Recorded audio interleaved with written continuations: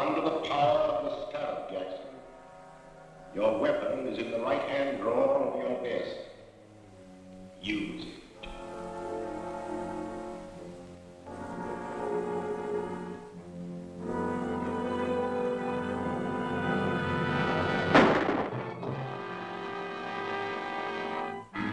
The death of Harold Jackson, well-known attorney, is another link in the chain of mysterious crimes known as the Purple Death Murders. In each case, a subtle, unknown poison has been found in the bloodstream of the dead man, and each victim clutched in his hand a jeweled scarab. The scarab, ironically, was the symbol of eternal life among the ancients. It is significant that all of the murdered men were actively or financially connected with a recent scientific expedition into the ancient Mayan ruins of Central America. The authorities are completely baffled, and the mayor has called District Attorney Grant Gardner to appear before a meeting in the office of Police Commissioner Dryden. Well, Mr. Mayor. And how are you, Commissioner? Hello, Grant. The commissioner's been alibying his failure to turn up anything in these Purple Death Murders. What are your excuses, Mr. Gardner? I don't make excuses, but I do have a definite plan. And that is? I'd rather not discuss it now. You'll have to be patient. You remember the commissioner and I have cleaned up crime waves in this town before. Yes, but that mysterious Captain America did most of your work for you. If we could only contact him now. I feel certain that this new crime wave will bring him out of hiding to help us. And I hope so. We're up against a new type of scientific criminal. One that we'll never find in the usual haunts of crime.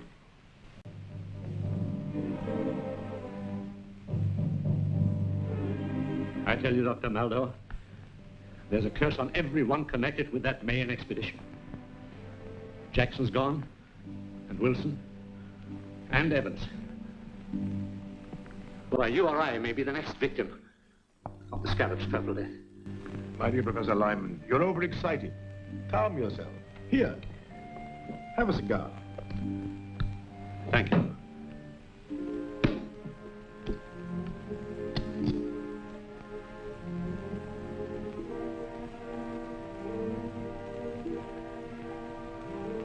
Sit down, Professor, sit down. If there is an ancient curse upon us, this Scarab who invokes it must be peculiarly mercenary. These men you have named are known to have withdrawn large sums of money from their banks just prior to their deaths. That's true. But I'm not wealthy.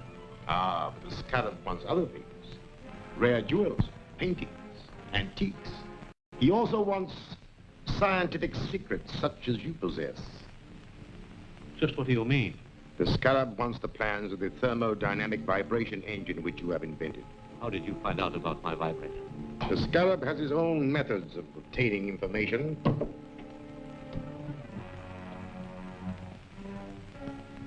You? The Scarab? Yes. I'm the Scarab. It is my vengeance which is striking at all of you. It was my expedition. I uncovered the secret information and laid the plans which made it successful. And how was I rewarded? I was made the curator of an insignificant museum, while the rest of you received the fame and wealth that should have come to me. You can't touch that phone. Sit down. For the short time you have to live, your mind is completely under my control. You must obey my commands. You are a slave of the Purple Death. Purple Death? But how? The fumes from this cigar. I want to know more about the vibrator. It is a device for harnessing light and sound waves into a powerful force which will disintegrate any known material. And can be used by me as a powerful weapon of destruction. Yes. Splendid. Where are the plans? At home. In the safe. Write down the combination.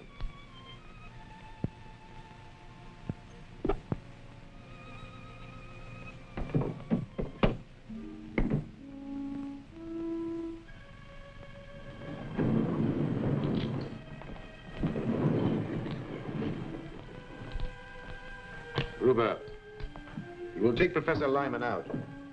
He will obey your final instructions. Yes.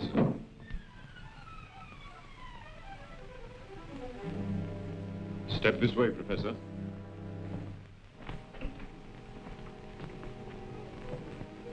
Farewell, Lyman. You'll find the plans in Lyman's safe. Here are the combinations. Now take these purple death bombs with you. They'll be silent and effective weapons if anyone interferes. Yes, sir.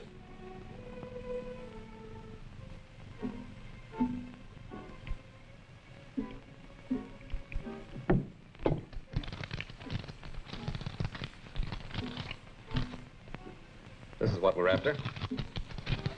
Just a minute.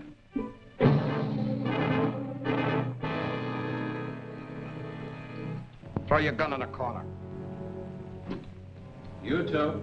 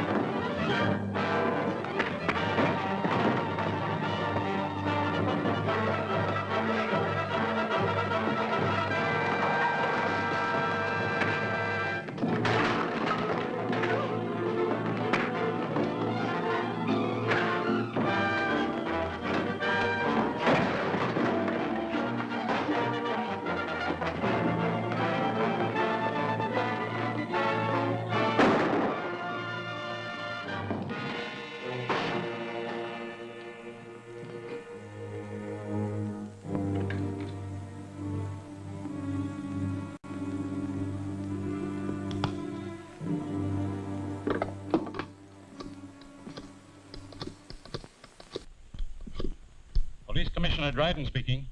This is Captain America. What's that? Where are you? Never mind that. Professor Lyman's life is in danger. Professor Lyman is dead. He stepped off a curb in front of a truck. Another Purple Death accident. Well, at least I've accounted for one of the gang. You'll find his body at Professor Lyman's house. That's all.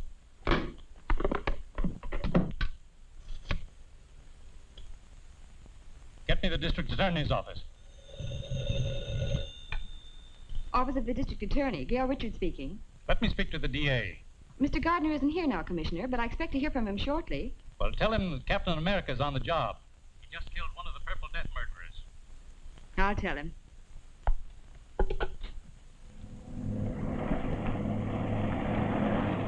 Calling Captain America. Come in, Gail. Commissioner Dryden just told me the news. Do you need any help? I will as soon as I get back to the office. Have Davis there. I have an important clue for him to analyze. Right. He'll be here. This stuff is distilled from the cypripedium, a little-known orchid. Highly concentrated, it spumes from a deadly poison which leave those purple splotches on the victim's face. Careful, don't drop it. Is it that dangerous? It surely is. One whiff is enough. Do florists have this cypripedium plant? A few might. It's very rare. Fine. We'll trick the guilty one into showing his hand. Gail, you and I will visit the dealers in rare flowers in the morning. I'm Gail Richards from the District Attorney's office. Yes, Miss Richards. We're trying to identify the plant from which this liquid was extracted. It may help in a criminal investigation.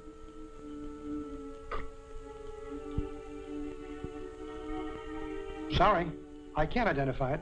Thank you.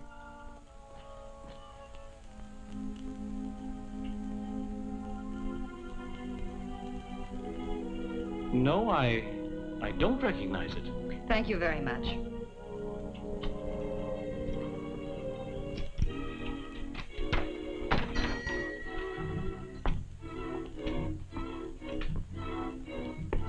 May I help you, miss? I'm from the District Attorney's office. I have a plant extract which we're trying to identify with a murder investigation. I'm sorry, miss. I'm afraid I won't be able to help you. Oh, help! I see you do know what the Purple Death Bomb is. You fooled me, all right, but it isn't going to do you any good. Get in there. Don't talk. Move.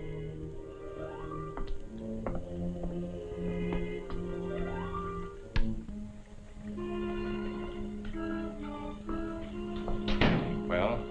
This dame's wise to our setup. Turn around here. Tie her up.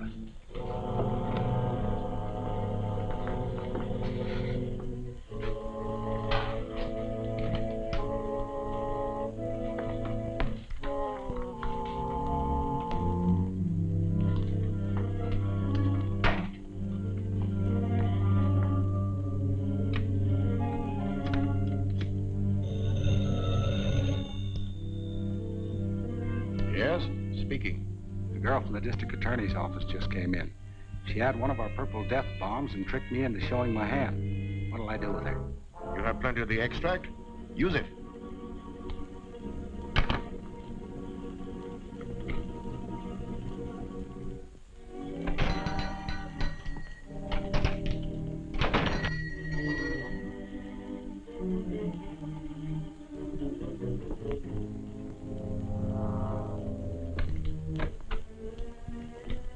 Yes, sir. I'm the district attorney. Miss Richards was to meet me here. I haven't seen her. I'll wait outside.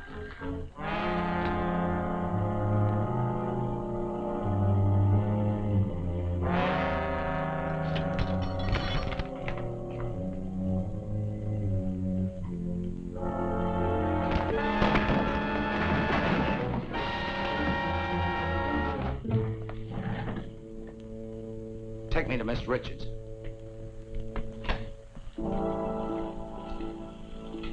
Get on the other side of the room.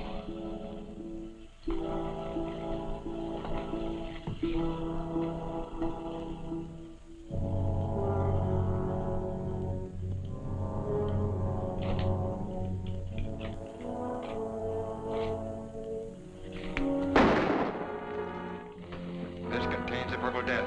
Drop that gun or we'll all die.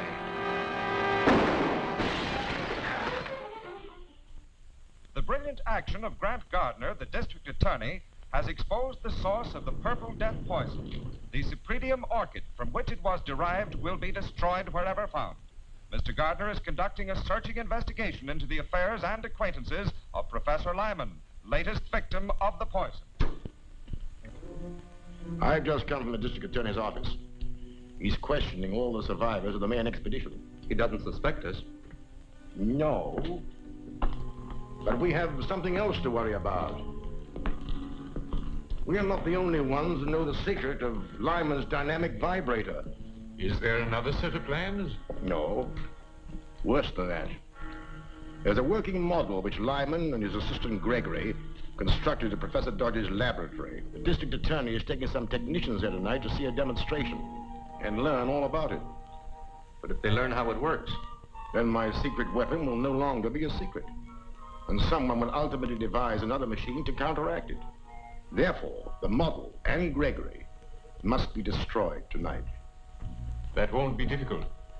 The directions with these plans show how to step up the power of the machine so high that it'll destroy itself, along with the building and everyone in it.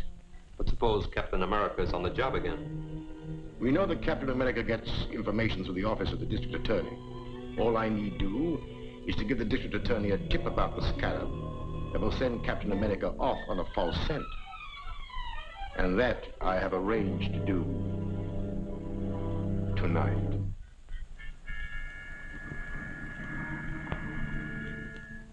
This is Eddie, Mr. Gardner. I've got a hot tip on those Purple Death killings. Can you come over? I'm afraid to leave here. Where are you? A 204 in the arcade rooming house. All right, I'll be right over. What's he got? A tip on the scarab. I'll have to see him. I don't like it, Grant. It might be a trap. Don't worry. I'll be careful. I'll phone Gregory that you're bringing the technical men. Go ahead with the demonstration, and I'll be there as soon as I've seen Eddie.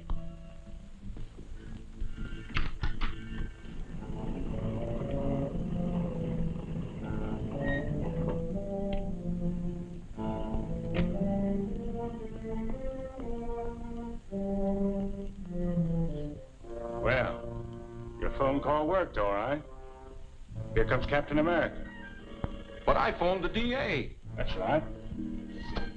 And Captain America shows up as we expected. Well, you served your purpose, Eddie.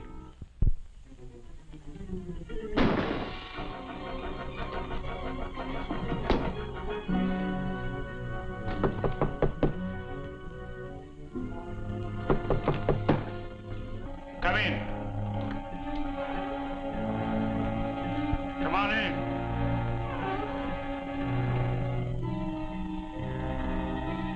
Come on in.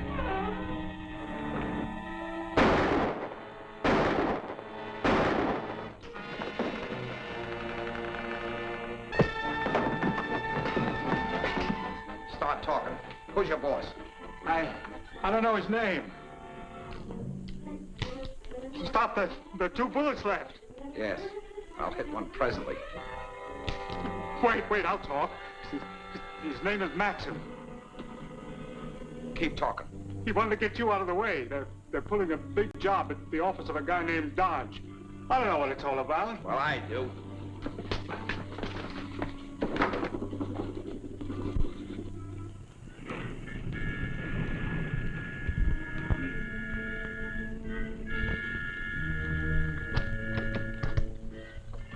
Good evening, Mr. Gregory. Good evening, Miss Richards.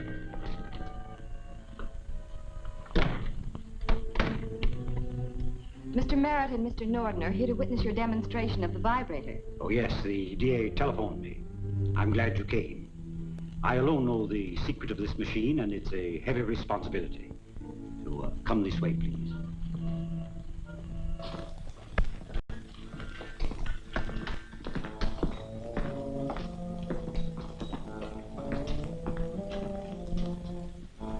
First, I'll show you how the machine works, and then I'll explain its construction.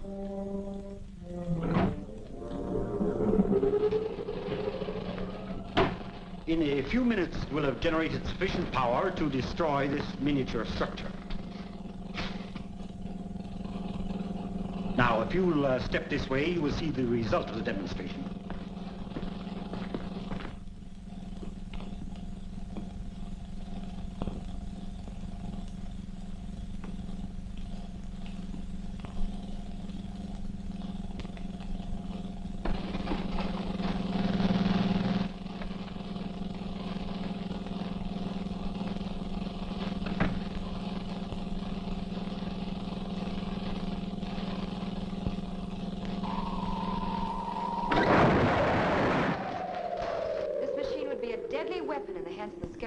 That's true. And when the plans were stolen from Professor Lyman, they contained instructions for stepping up the machine's power to 100 million volts. A force that would shatter a 20-story building like an eggshell. Gregory's right, gentlemen. We have directions here, and we'll give you a demonstration of what this machine can do to this building. Now, the first one who starts anything gets it. Set the control panel. You can't get away with this. Now get into the other room, all of you.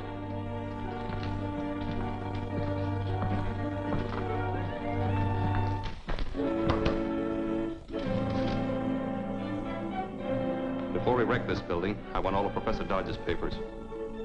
Open that vault. I said open that vault.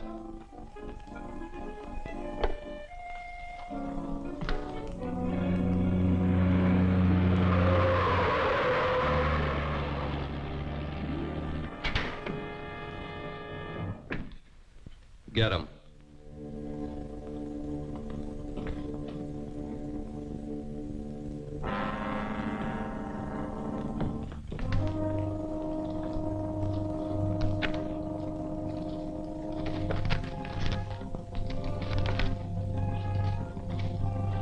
Get in the vault, all of you.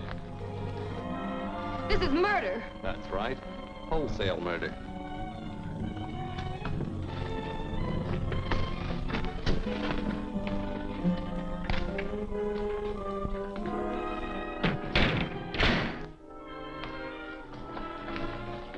All set. Start it up. I'll get the car ready for our getaway.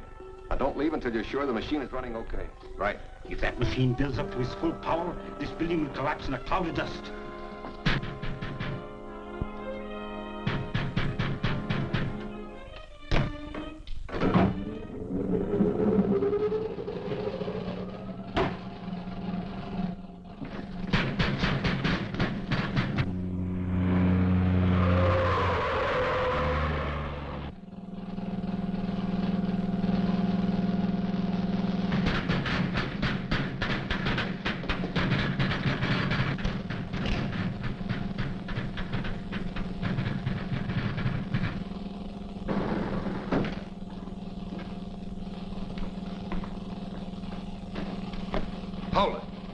Captain America.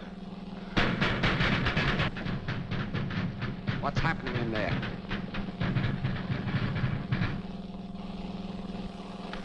Get over there.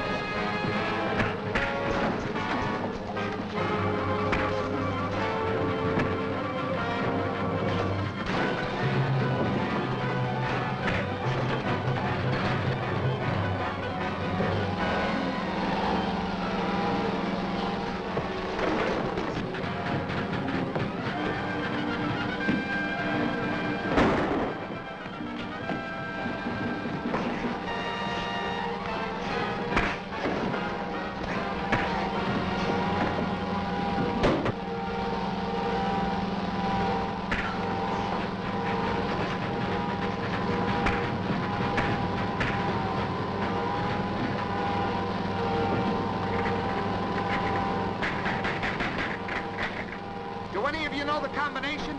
Yes. Set point at 0. Left to 17. Right to 61.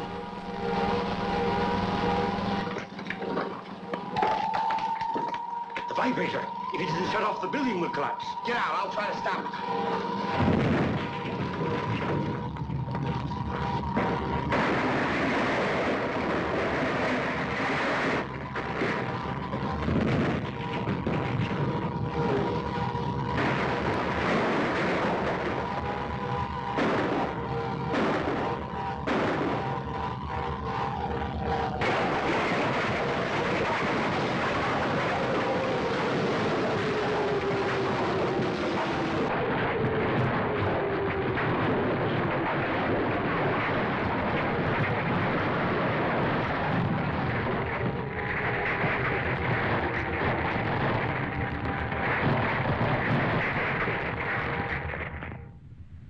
Finest buildings destroyed.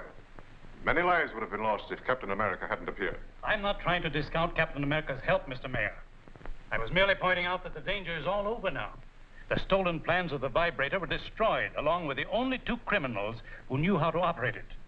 The Scarab is completely disarmed. I'm afraid that's not entirely correct, Commissioner. You know that Matson got away with most of Professor Dodge's papers and plans. What were the plans? The most important one was for Dodge's portable electronic firebolt, a machine that generates an electrical charge powerful enough to cut through steel and concrete like a bolt of lightning. Why, with that weapon, they could blast open any vault in the city. But they don't have the weapon, merely the plans, and in code that'll baffle even the mysterious Scarab.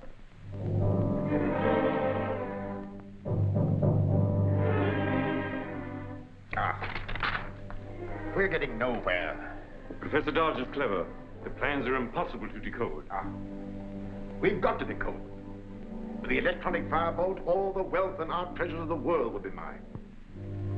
Well, since we can't break the code, I shall have to persuade Professor Dodge to do it for us. But Dodge is under police protection. The authorities are the only ones who know where he is. They won't stop me. I'll get that information from the DA's most trusted assistant, Miss Gail Richards.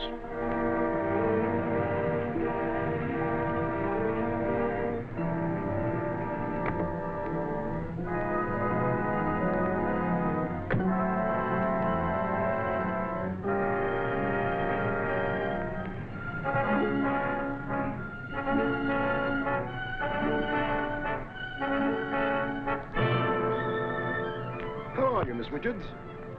I was introduced by the district attorney. Remember? Of course, you're Dr. Maldor. What's the matter, Miss Richards? Your ring. It's sharp. It scratched me. For a purpose, Miss Richards.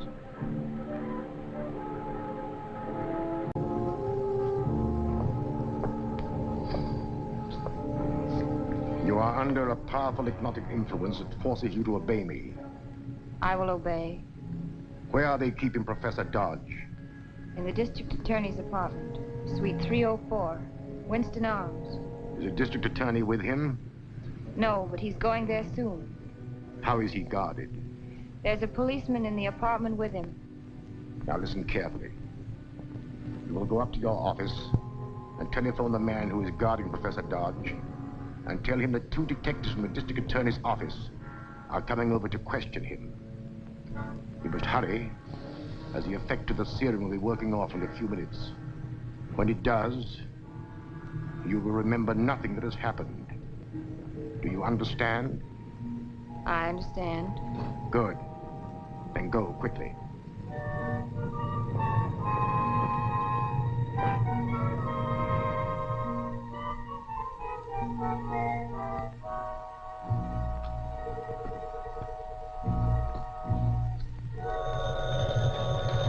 I'll answer it, Professor Dodge. Hello, Clancy speaking. Hello, Clancy. This is Gail. 2 of the DA's men are coming over to question Professor Dodge. All right, Miss Richards. I'll let them in. Thanks, Clancy.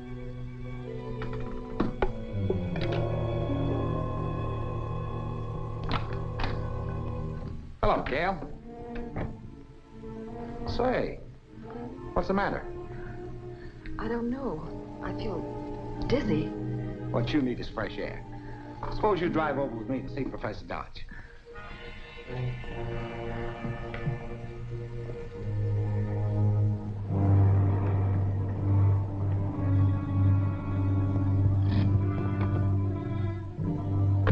I won't be long.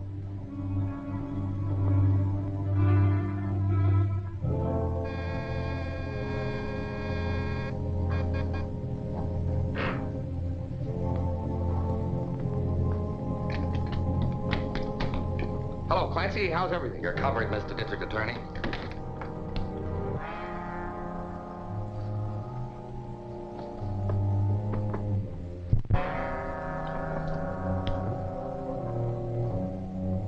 This is curtains for you. They hang men in this state for murder. This won't be murder. You're going to commit suicide with your own gun. You just couldn't stand the disgrace of your constant failures. And the kidnapping of Professor Dodge was the last straw.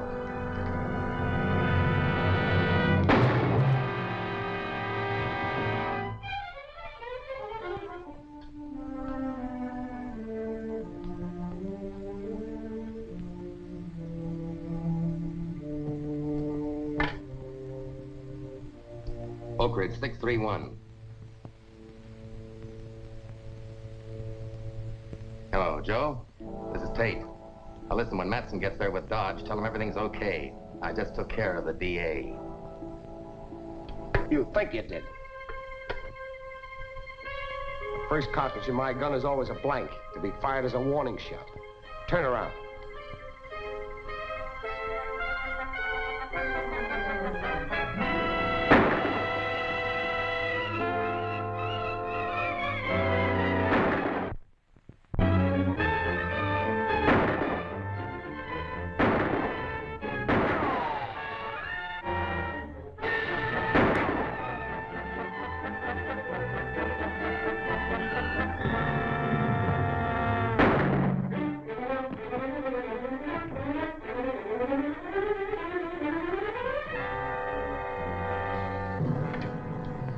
This is the district attorney. Please get the telephone supervisor and find out the address of Oak Ridge, 631. Call me back here.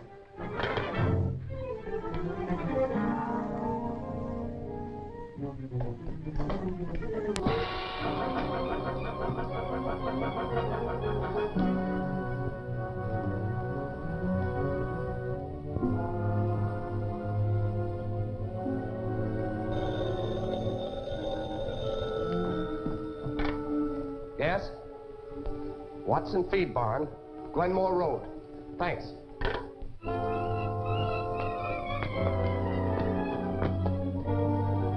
Matson has taken Professor Dodge. I'm going after him. Clancy's up in my apartment out cold. You phone the commissioner, tell him what happened, and then take care of Clancy. Right.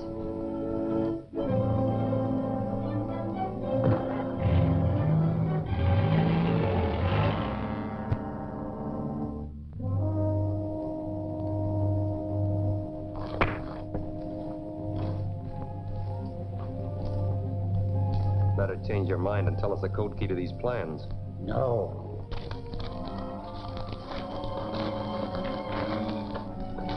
Start the tractor. Okay.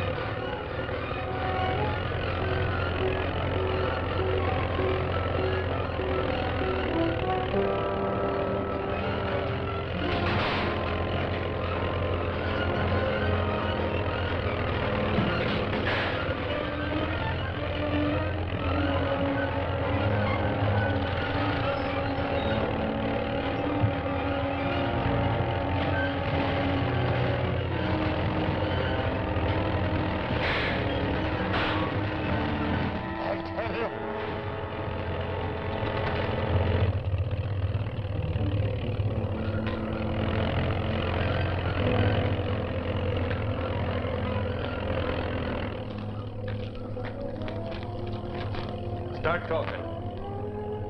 I'll have to show you in writing. All right. But no tricks.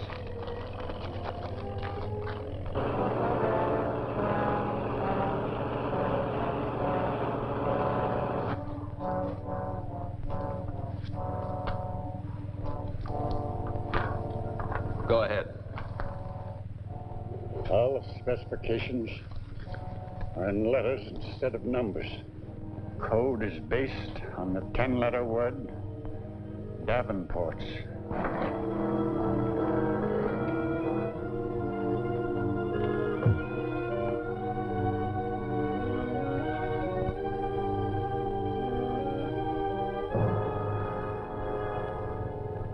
That's all there is to it. This better be right. Tie him up again.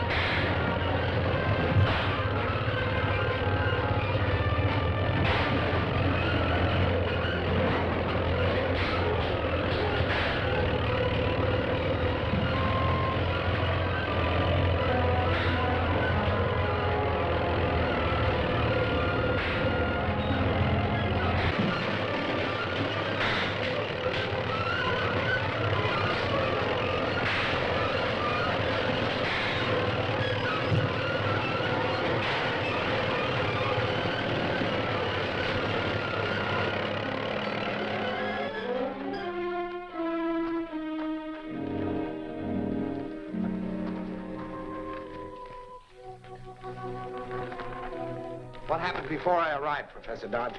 They forced me to reveal the code key to the plans for my electronic firebolt. With that machine, they can break into any safe or vault in the country. Well, that's probably just what they plan to do.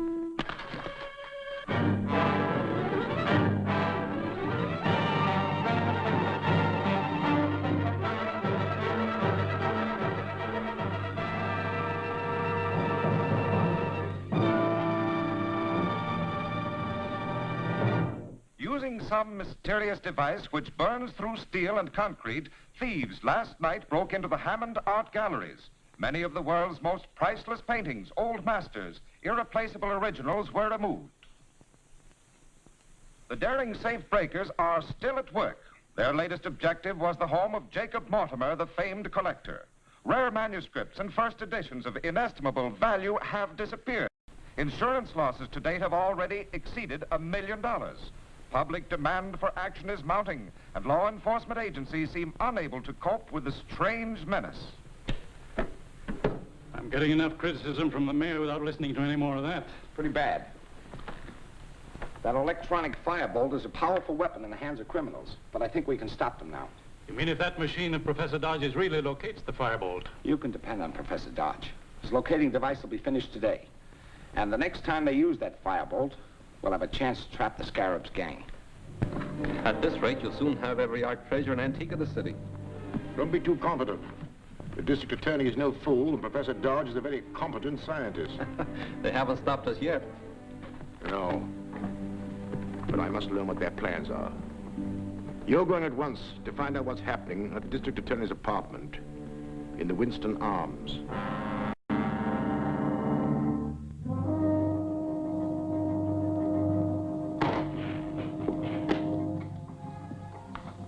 Finished? All except the installation of the Thyatron tubes, which must be fitted by the skilled technicians of the Munson Laboratories. And as a precaution, Mr. Gardner wanted to take the control unit to the laboratories himself. I'll tell him it's ready. Get me the district attorney.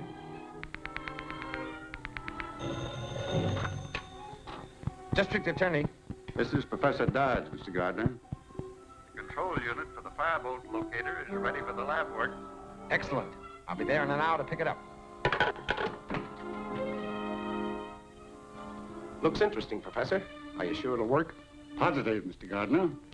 With the Thyatron tubes installed, we can locate the electronic firebolt wherever it is used. I'll take this to the laboratories, get the tubes installed, and be back here before dark. Clancy, you better stand guard out in the hall. Yes, sir.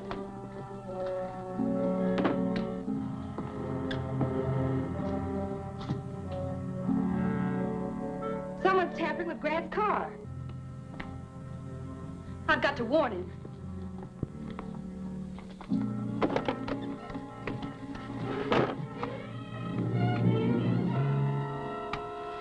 H.I. M.A. calling H.I. Come in, M.A. The job's finished. The stuff will make his motor heat up. And as soon as it hits the boiling point, the car will explode like a bomb. Here he comes.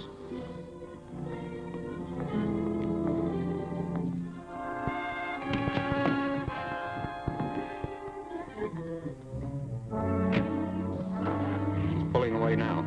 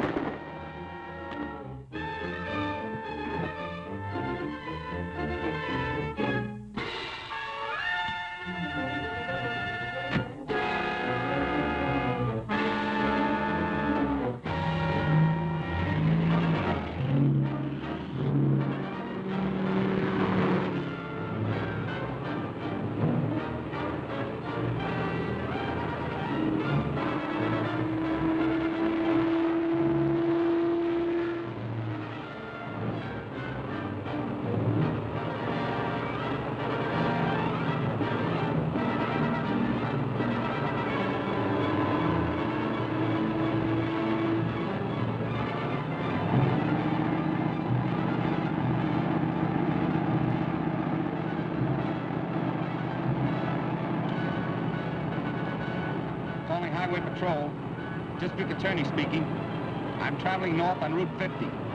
License 8K5047. Notify all police in vicinity to stop and detain occupant of station wagon trailing me.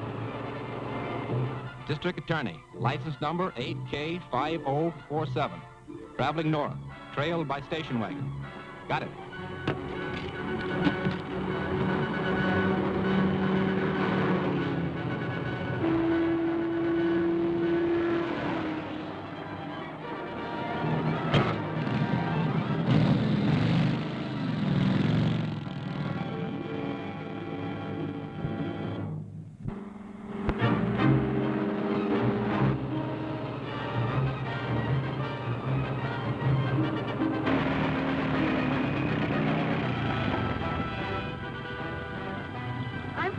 Office.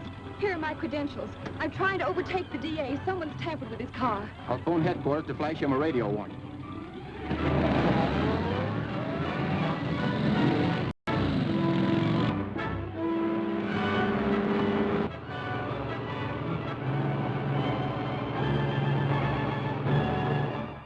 That's right, the district attorney's car.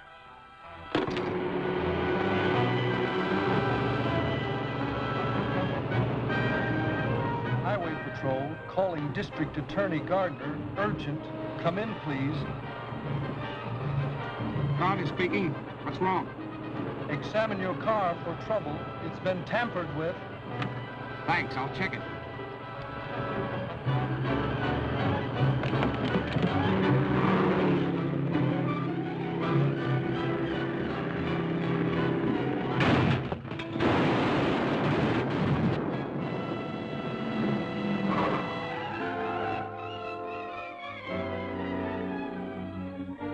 Thank heaven you're safe. So is the control unit for Professor Dodge's locating device. The Scarab won't know that. I'll prepare a headline that'll convince him it's still safe to use the firebolt. Let's go. Mystery car explosion injures DA. Scientist locating device unit destroyed.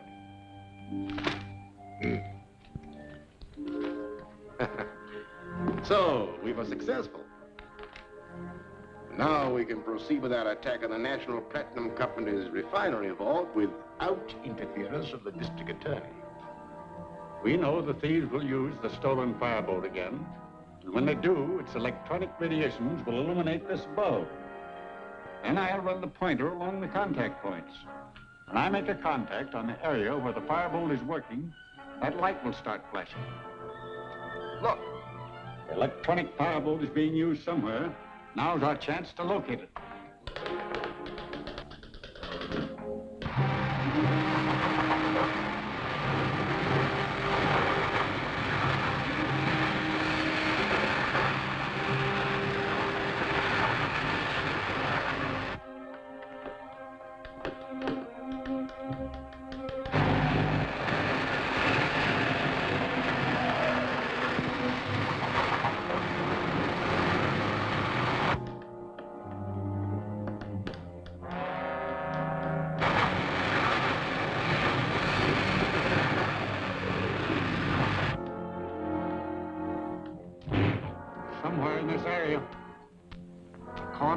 And Belvedere.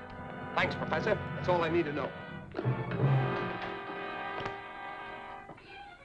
Mr. Gardner's a brave man, but I'd feel much happier if Captain America were with him.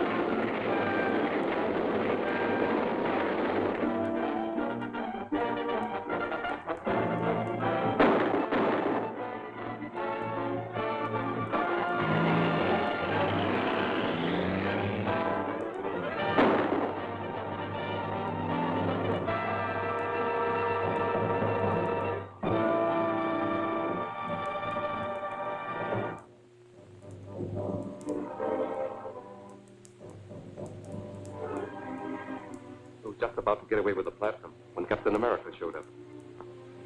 Then you lost the firebolt. Yes, and the robot control truck, too.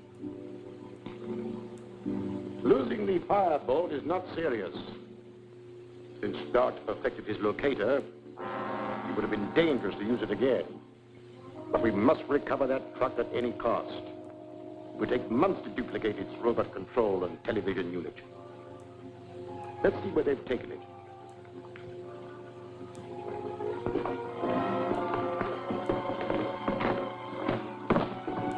Turn on the television controls.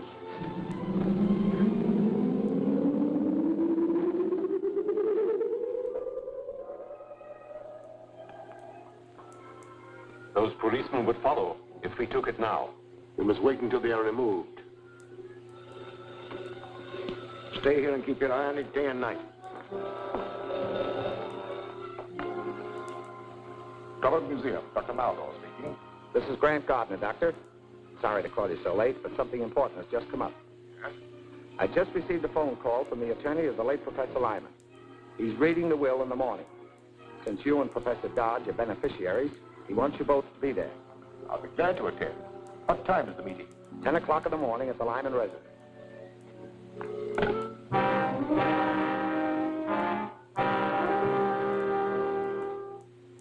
And the balance of my estate to be dispersed as follows. To Professor Dodge, my lifelong friend, I bequeath my home and all its contents. To Dr. Maldo, for his loyalty and untiring efforts in the cause of science, I give all my rights and interests in the Drummond Museum, with the exception of the Mayan crown jewels now in his custody. The jewels will be turned over to Professor Dodge and sold to finance an expedition into the Mayan jungle to search for the lost city of Zada. That is all, gentlemen. Now that you've inherited this estate, Professor, do you propose to live here? I hope so. If you think it's safe. I'll make it safe. I'll keep police guards around here as long as there's any sign of danger from the Scarab. Thank you. What progress are you making in the Scarab case? Not much, but Captain America has turned a truck over to us that may hold a clue. The mechanic is checking it now. You should be able to give me a report on it by the time I get there. Now, if you'll excuse me. Well, I must be getting back to the museum. I'll deliver the Mayan jewels to you tomorrow. Well, I'd expect you. Goodbye.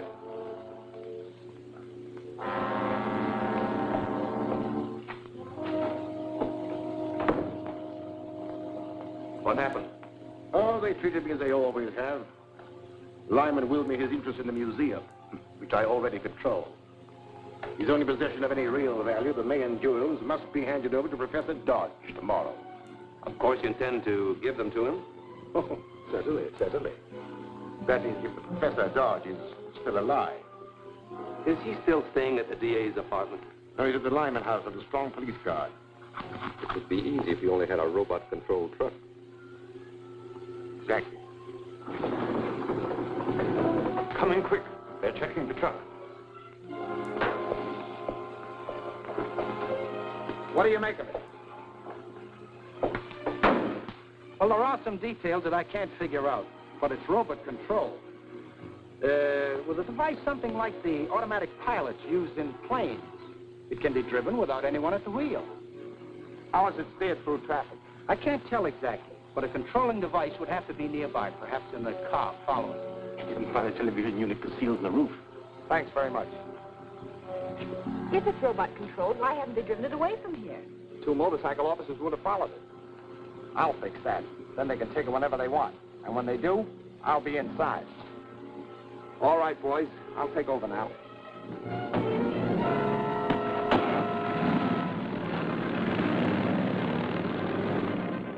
Better stand by the office just in case I need you. The second that door closes on Mr. Gardner, be ready to take control of the truck. All set. Good. Take her away.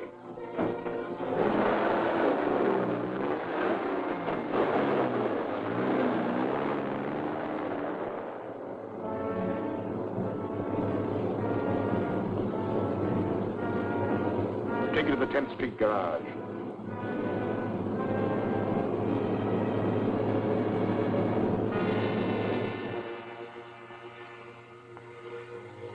H1 calling B10.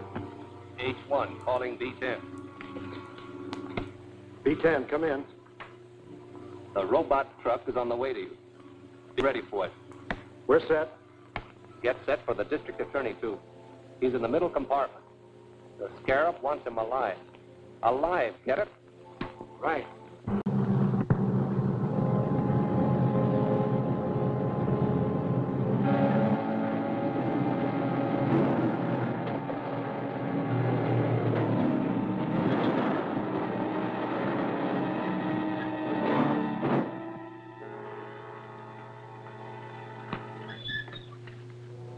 Come out, Mr. DA. We've been expecting you.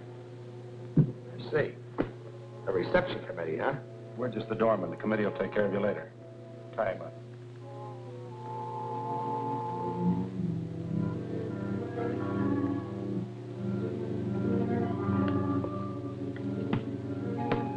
B10, calling H1. Go ahead, B10. Everything's okay. Yes, I know. We're watching you. Now put a load of explosives in the truck. We're going to crash it into Lyman's house and finish off Professor Dodge. What'll I do with the DA? Keep him there. The scarab will attend to him personally. Right. We'll put enough explosives in to blow Dodge and the house clear off the map.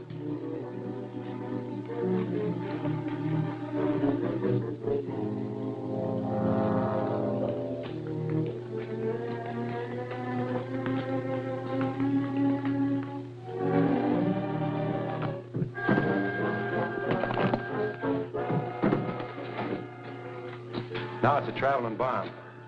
Open the doors. Start it up. Professor Dodge is going to have an unexpected visitor.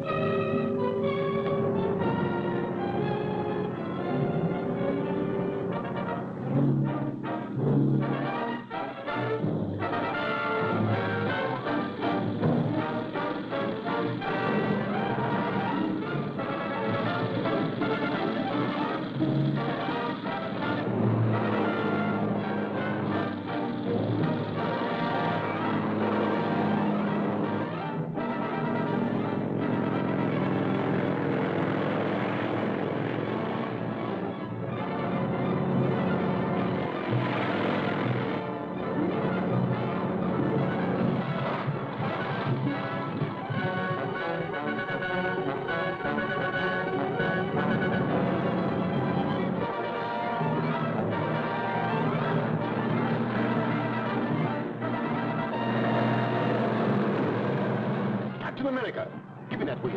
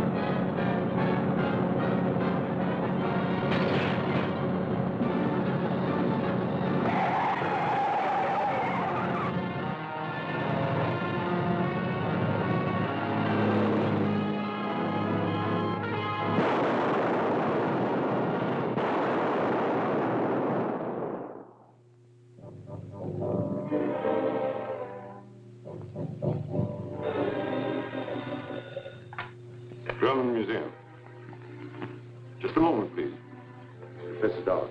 Oh. Hello, Dodge. I've just decided to go to South America with the Fletcher expedition. We're leaving tomorrow on the Hermosa. I can't stand being under the constant threat of death from the scarab. Yes, I know. I read the papers. You've been through a terrible ordeal. Is there anything I can do? Yes, my ship sails at 4 in the afternoon. Could you bring me the Mayan crown jewels in time for me to turn them over to my dealer? Certainly. I'll be there in good time. Is there anything else?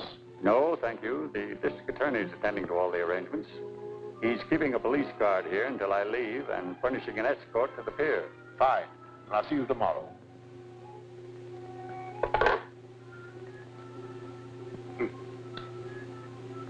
It should be simple to outwit them now. Matson, this is an assignment for Agent M32. Have him make a reservation on the Hermosa and instruct the steamship line to call for his trunk at his rooming house.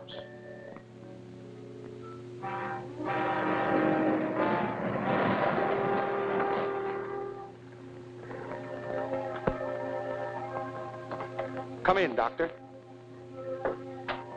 Thank you.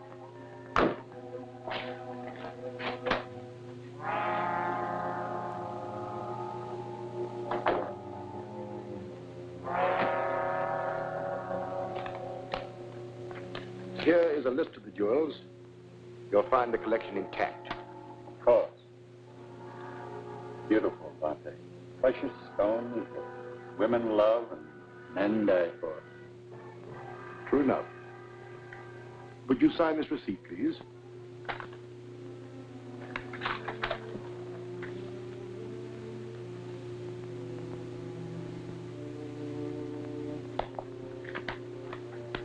Thank you. I hope your trip will make you forget the horrible experiences you've had. I'm sure it will.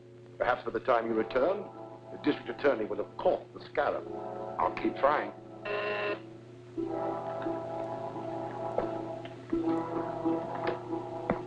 Hello? Have them drive in. I'll check their credentials at the house. It's the expressman for your baggage. Well, bon voyage. Thank you, Doctor.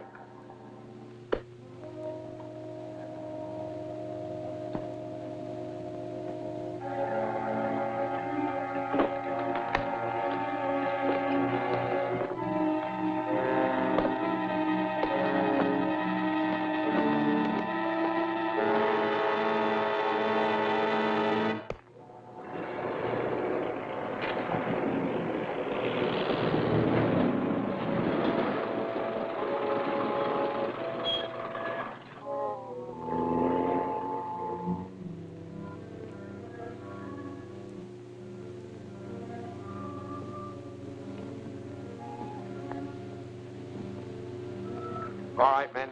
The baggage is in the hall. All right.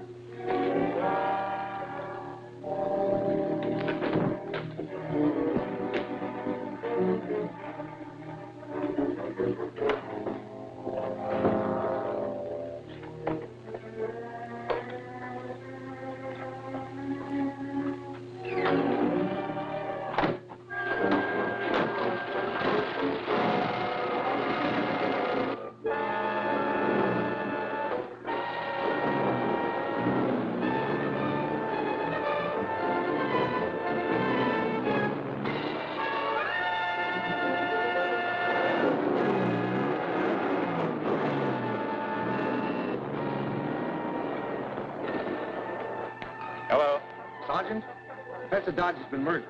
Murdered? Pull that baggage truck till we check on it. Too late. It pulled out and headed north. Have your men search every inch of the house and grounds. I'm going after that truck. Search the ground.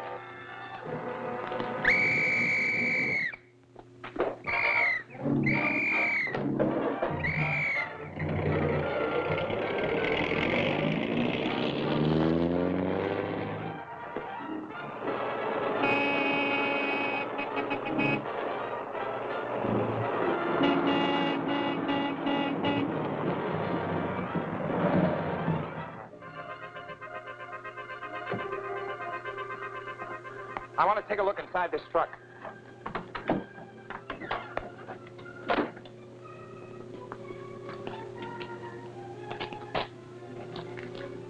How'd that trunk get open? I don't know. It was closed when we put Mr. Dodge's baggage in. Dodge has been murdered. And the man who did it hid in that trunk and then got out somewhere along this road. Who shipped it?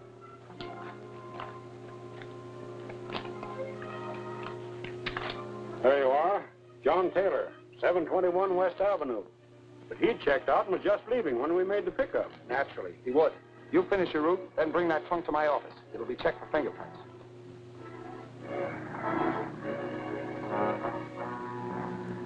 Did you have any luck, Chief? Yes. Get me the police commissioner immediately.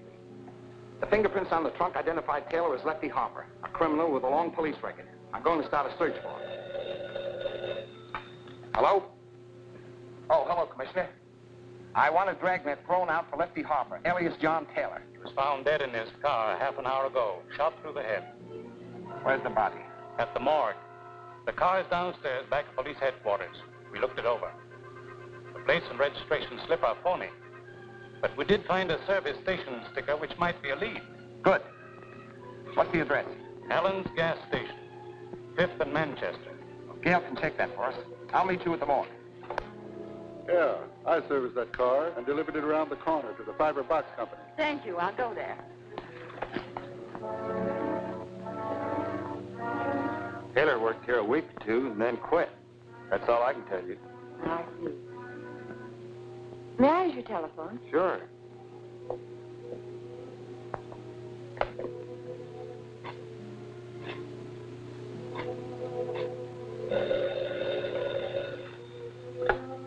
Hello? Yes, Gail. Where are you?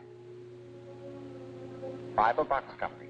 Taylor was a transit worker here, but he left. They don't know anything more about him. That's what they say. We're dealing with clever criminals. Now, let's try something like... Let me jot that address down.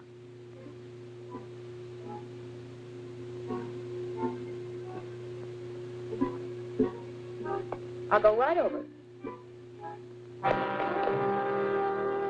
Thank you.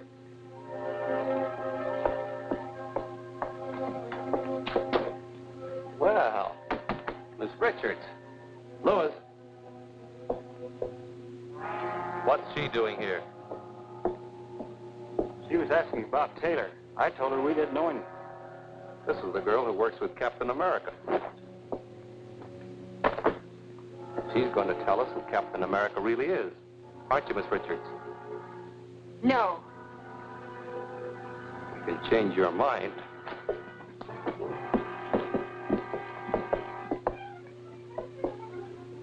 Show her how that paper cutter works.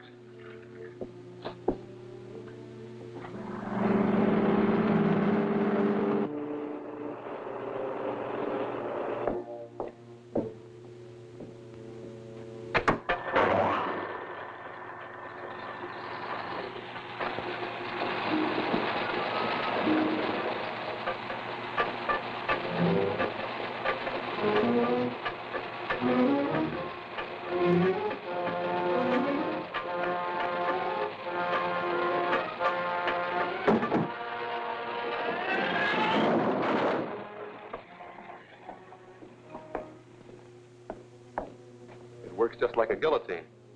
Ready to talk? No. She'll change her mind when that blade starts down towards her neck. Tie her up.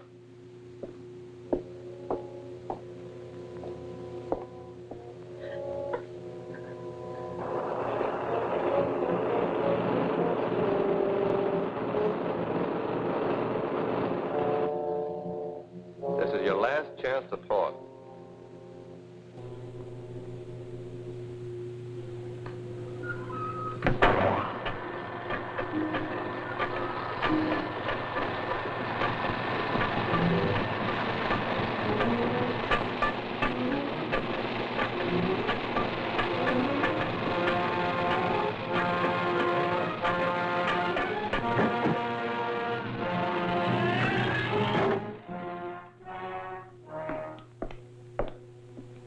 She's got more nerve than I figured. I better phone the boss and put it up to him.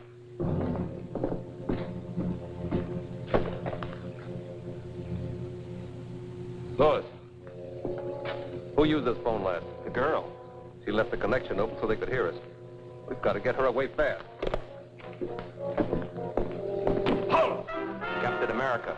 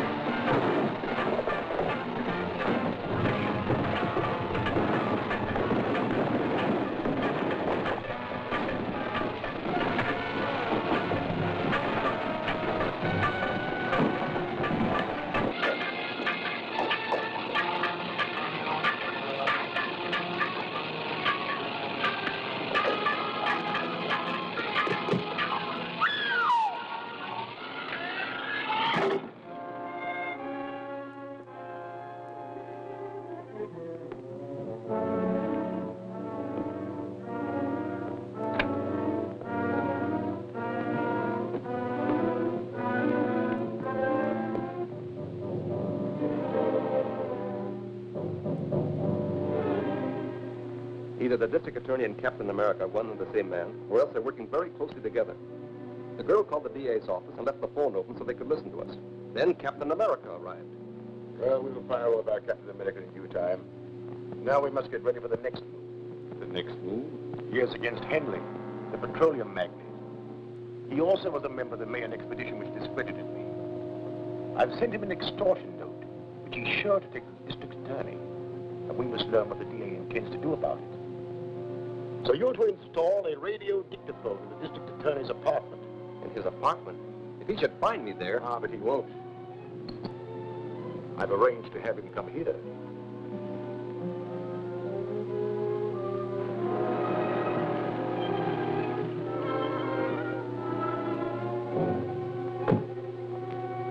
Shine, sir? Not today.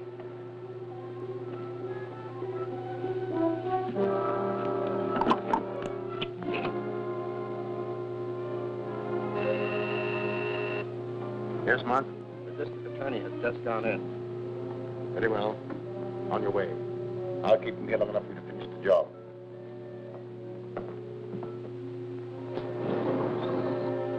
In the library. Come in. Hello, Doctor. How are you, Mr. Gardner? It was good of you to come. I realize you're a busy man these days. Have a seat. Thank you. I'm very busy, but I knew you must have a good reason for wanting an interview. Thank you, I have. The National Academy of Science has asked me to prepare the material for biographical articles on the members of the Mayan expedition who have been murdered. I'd appreciate it if you look over these notes to make sure I'm not divulging any information to the criminals that might interfere with your plans to arrest them. They're only a few pages. Perhaps you could look them over now. Certainly. I'd be glad to, Doctor.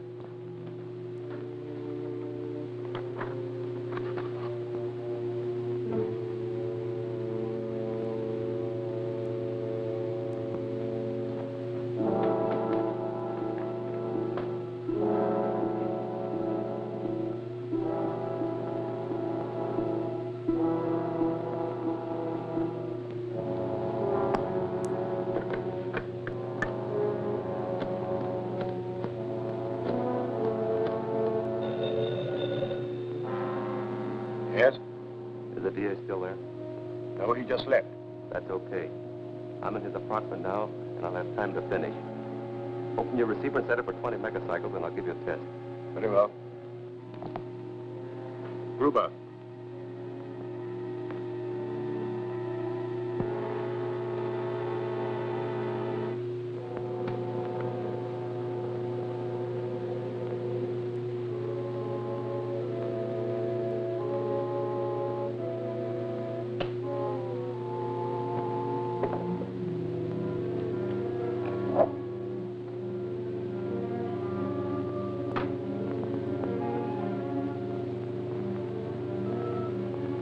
Calling H1. M3 calling H1.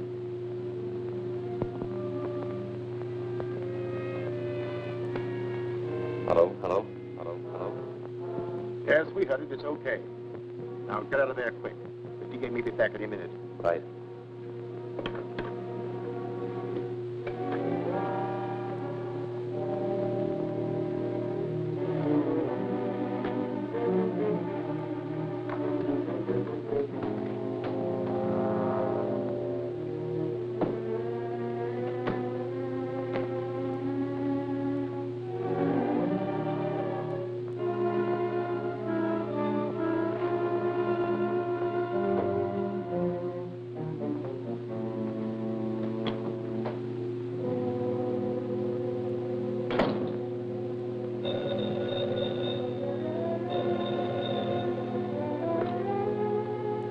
Hello?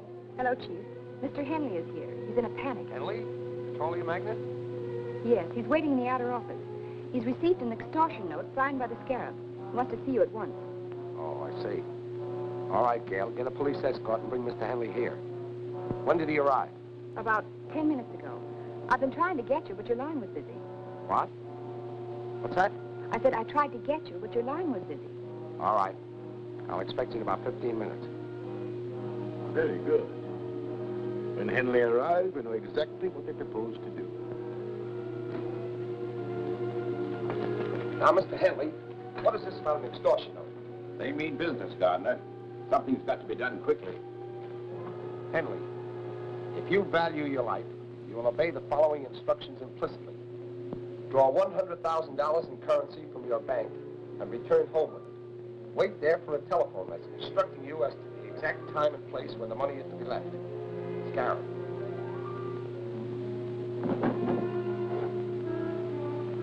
How did you receive this? It was pushed under my door. Do you intend to pay this money? Of course I intend to pay. It's my life I'm buying. I consider it worth the price. I'll consent on one condition. You are to remain on the police guard, and Miss Richards will deliver the money. That's satisfactory. Will you try and capture the extortionists when they come for the money? That won't be necessary. We have a specially constructed carrying case for just such an occasion as this. It has a secret compartment containing a radioactive cell, which keeps sending out a signal. By means of triangulation, we can locate the case wherever it is taken. Perhaps to the headquarters of the Scarab himself. I'll take care of the mechanical spy. We'll take every precaution to protect you. But remember, we're probably dealing with a homicidal maniac. You call me at my office as soon as you learn where the money is to be delivered. I will. We'll walk you to the elevator. Now the homicidal maniac will plan a counterattack. Bye. Good luck. Thank you.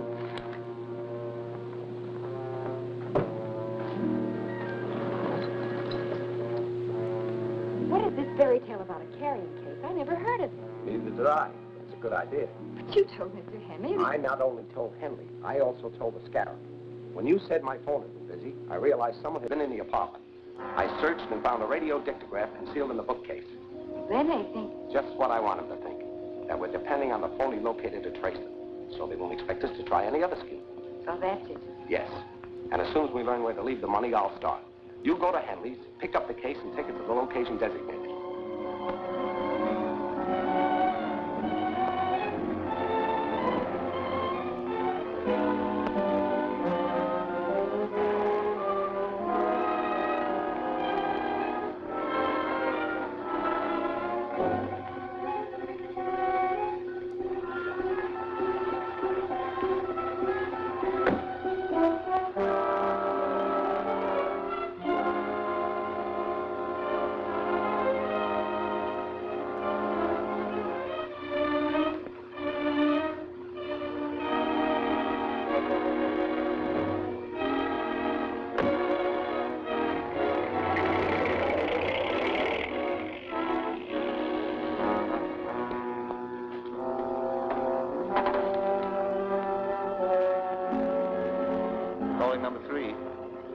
3.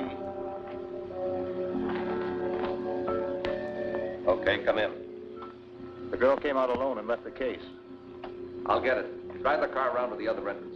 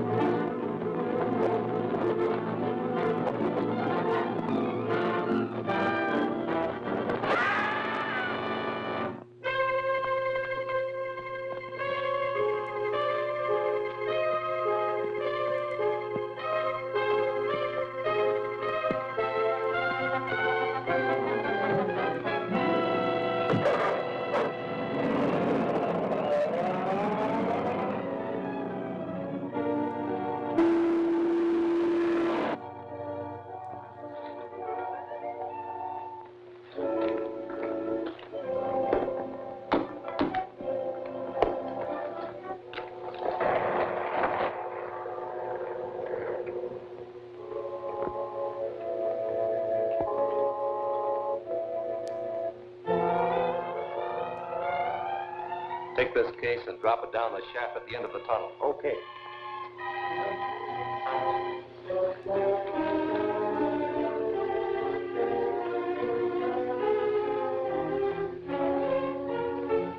Get your hands up, Matson.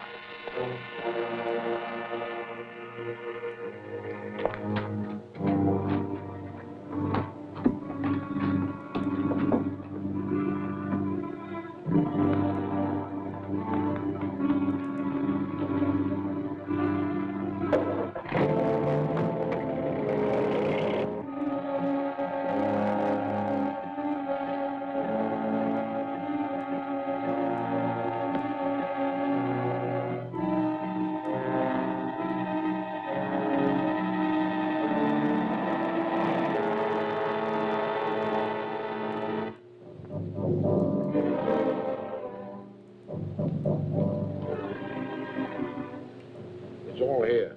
Yeah. I took it right from under Captain America's nose and finished him off at the same time. You should have gone down the shaft to make certain. Anyhow, we got the money and outsmarted the district attorney. Perhaps. Ruth is checking now. We're right. The money is hot. District Attorney Trick Scarab. Extortion money useless. The District Attorney's office has just announced that the extortion money delivered by J.C. Henley, wealthy oil man, to the criminal gang headed by the Scarab is useless to them. The serial number on every bill was listed. Banks and business houses have been notified to keep a sharp lookout and phone the police at once should any of the money be presented. A list of the serial numbers will be found on page 3. In my last note to Henley, I warned him he would suffer if he failed to obey my instructions. Now I shall demonstrate to him what it means to disobey the scarab. Matson, proceed with our original plan. Yes, sir. How soon can you be ready to strike? By tonight.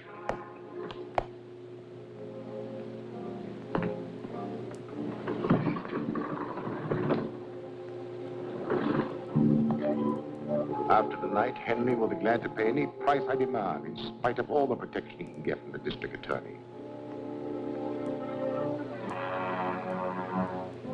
And although your trick to prevent the use of the money was successful, you will soon learn how dangerous it is to disregard the Scarab's orders. Scarab, when did you get this note? It slipped under my door about an hour ago. You know, I was a fool to take your advice. I should have paid the money without any strings and had it all over with. What assurance do you have that the Scarab would have stopped with one demand? Once you start paying extortion money, there's no end to it. But the second note doesn't ask for money, it just threatens me.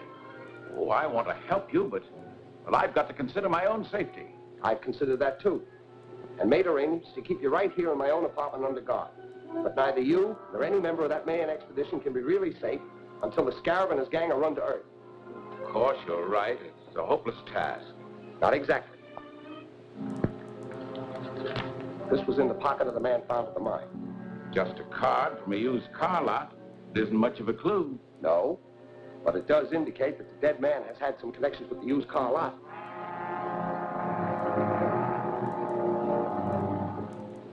You the manager? Right. I'm Gardner, district attorney. Oh. Sit down. Thank you. What's on your mind? Have you ever seen this man? Why, yes. I sold him a truck the other day. What type? Panel job. I've got the specifications right here. Funny thing about it, too, he had me looking for several days. Had to be just right. Nothing else would do. Here.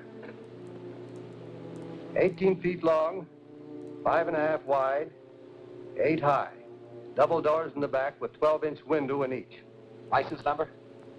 XM 7643. Was it in condition to be driven away? No. My tow car delivered it to a garage on the other side of town. Which garage? I don't know. The night man made the delivery. I'll ask him when he comes on tonight. Phone me the address of that garage as soon as you can. I'll be waiting in my office. Sure.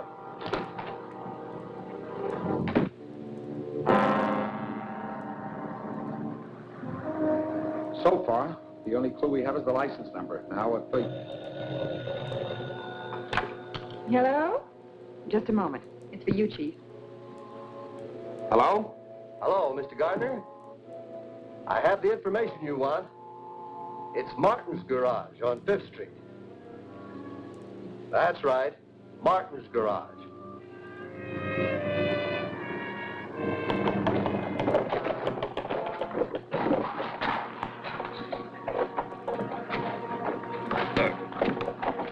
Take it easy with this stuff. All right.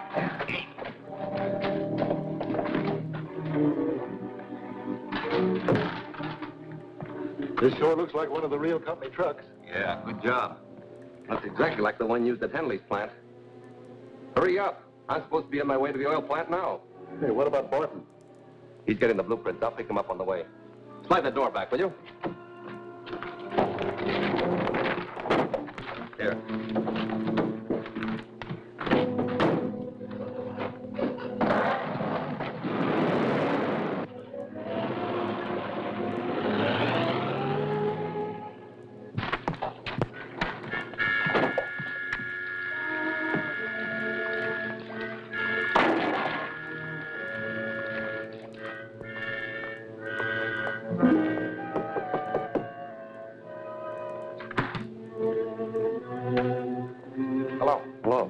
What can I do for you?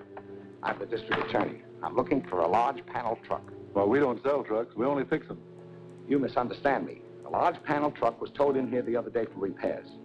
The license number is XM 7643. Oh, yeah. It needed a new motor, and we didn't have any, so we turned down the job. The owner took it someplace else. You don't know where it was taken, do you? No, I don't. And you didn't do anything at all to it? No, not a thing. You don't mind if I look around, do you? Oh, go ahead. Help yourself. Thanks.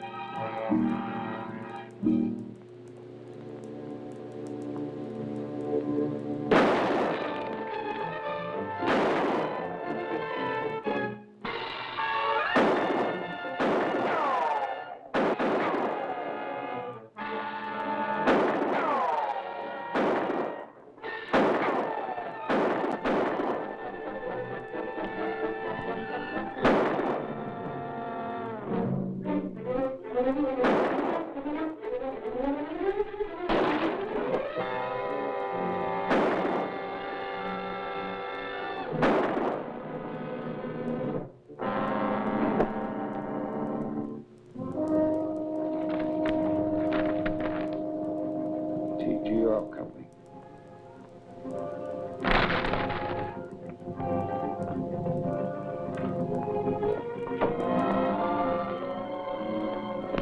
Get inside. Phone for some of our men. Check the place carefully. Is the truck in there? No, but they stenciled it with the name of Henley's Technigas Oil Company, so they must be planning to attack his plant. I've got to get out there right away.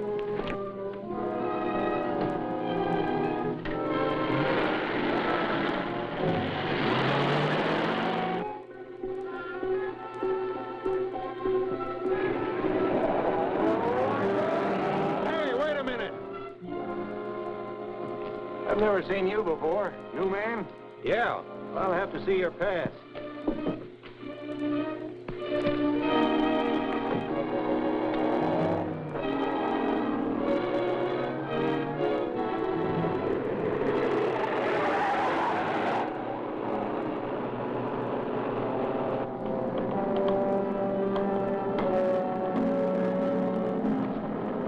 Where do we hook him in?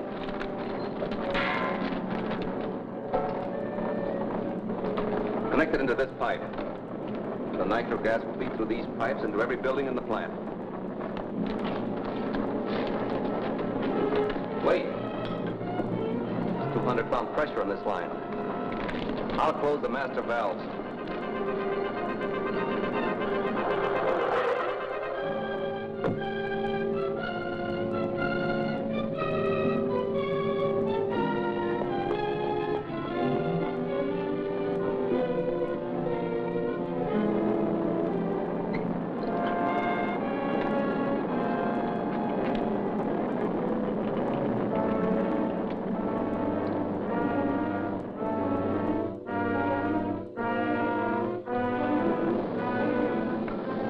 Turn up the fire at full blast.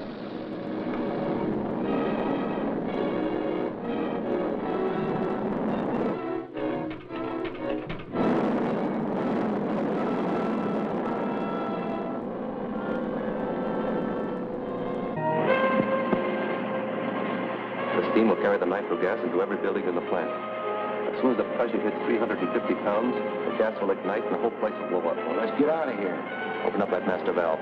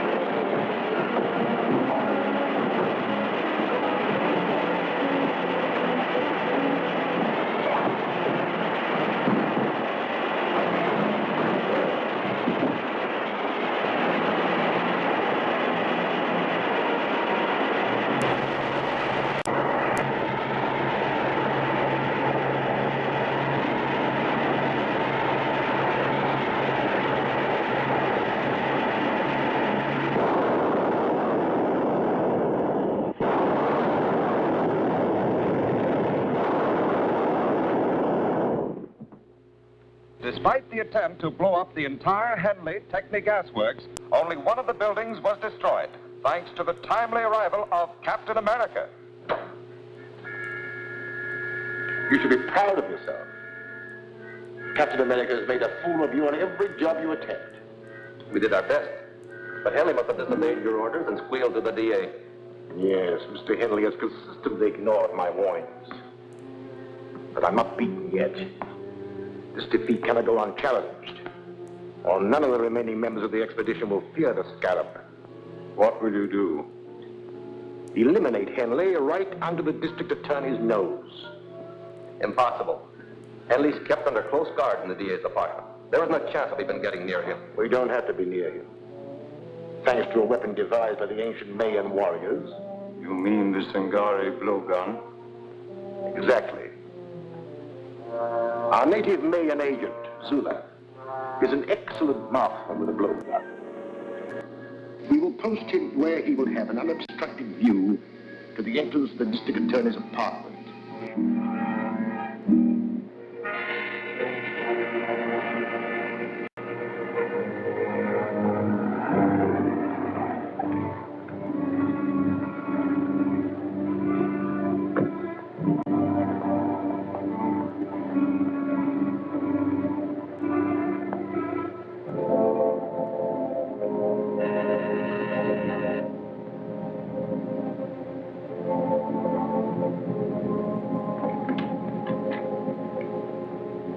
Look here, Mr. Gardner.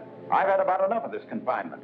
Your life is still in danger. You're here for your own safety. Oh, hang the safety. I'm neglecting important business. I'll accept full responsibility in case of further trouble, but you must permit me to go to my office.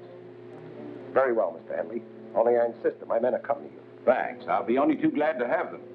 Clancy, you stay here. Yes, sir.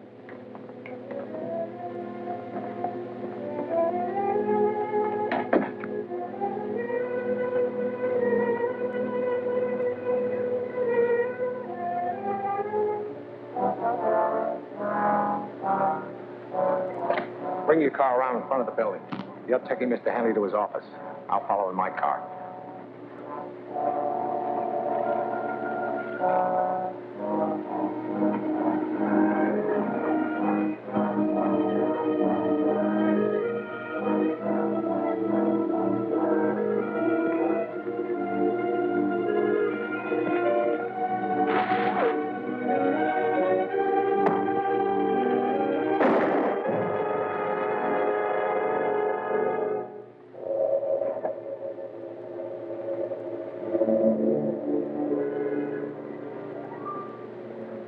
What's that thing?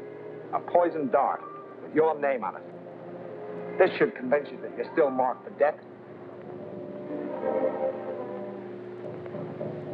Attempt on life of J.C. Henley, industrialist, foiled. DA to investigate origin of ancient poison dart weapon.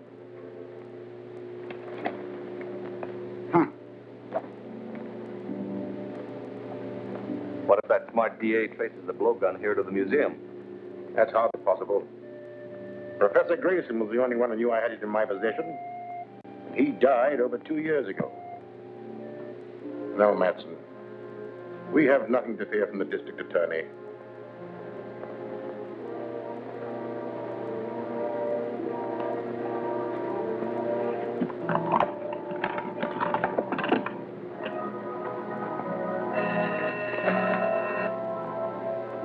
What is it, Mount? The district attorney is on his way in. All right, I'll be ready for him. Get out of sight.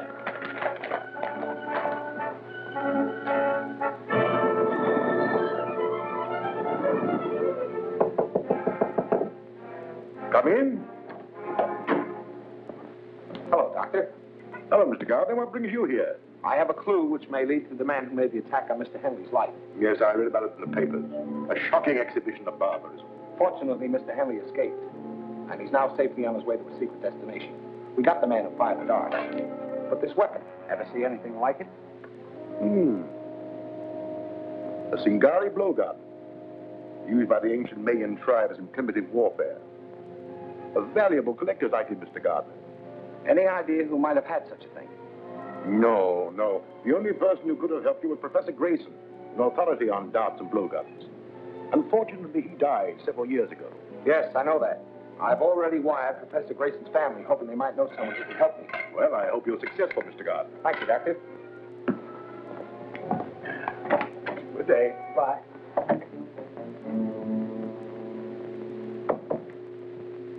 Shine, mister? All right, son.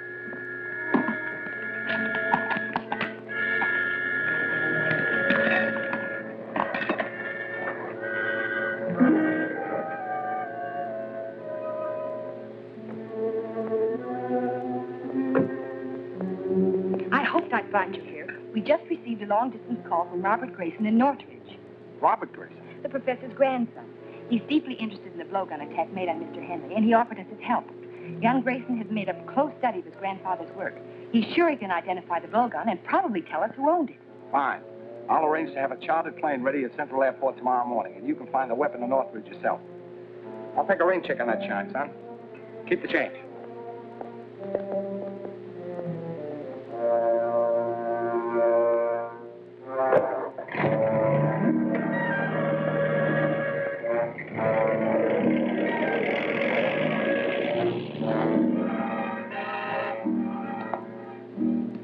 Yes, Mom.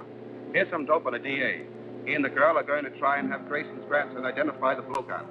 She's flying a chartered plane to Northridge from Central Airport tomorrow morning. That puts you in the spot.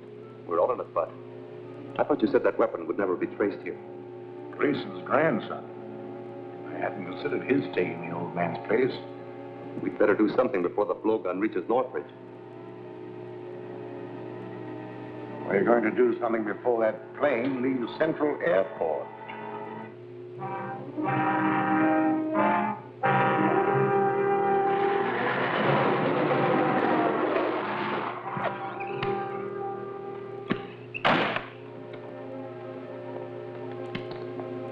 We're from the DA's office to check on that plane he ordered yesterday. It's on the field. You want to see it? Yes.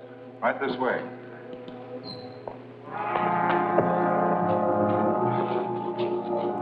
Tie him up and put him in there. I'll check with the boss. Right.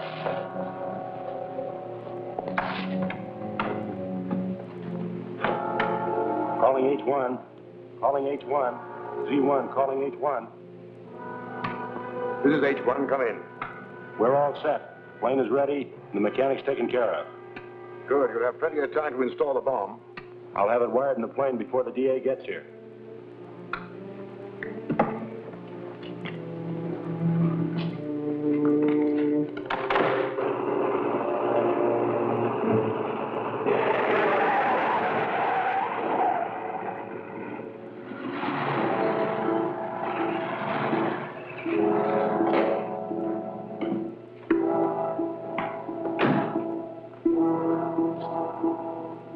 I'm the district attorney. Is my plane ready? Yes, sir. She's out on the field and ready to go. Fine.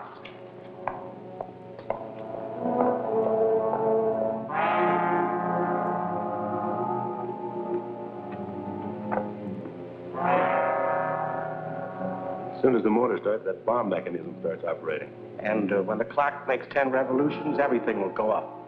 Come on, we gotta look busy.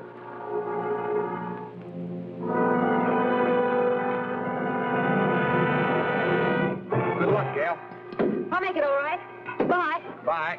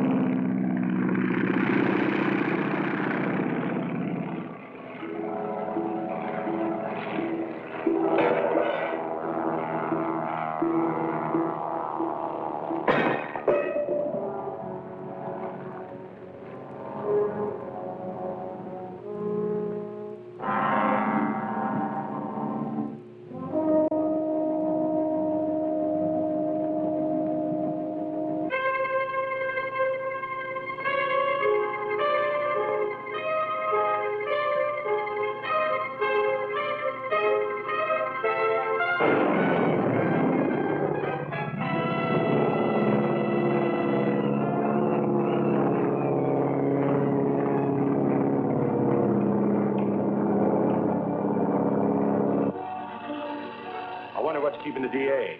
We better find out.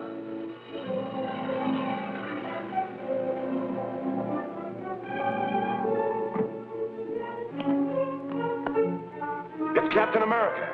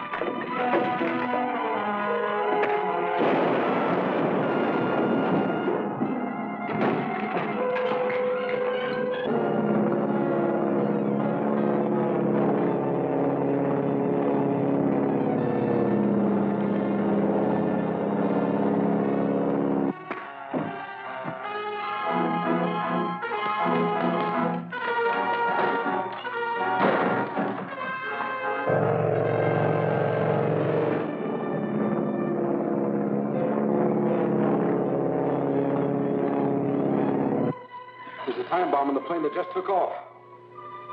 What's the radio wavelength of that plane? 1575 megacycles. Thanks.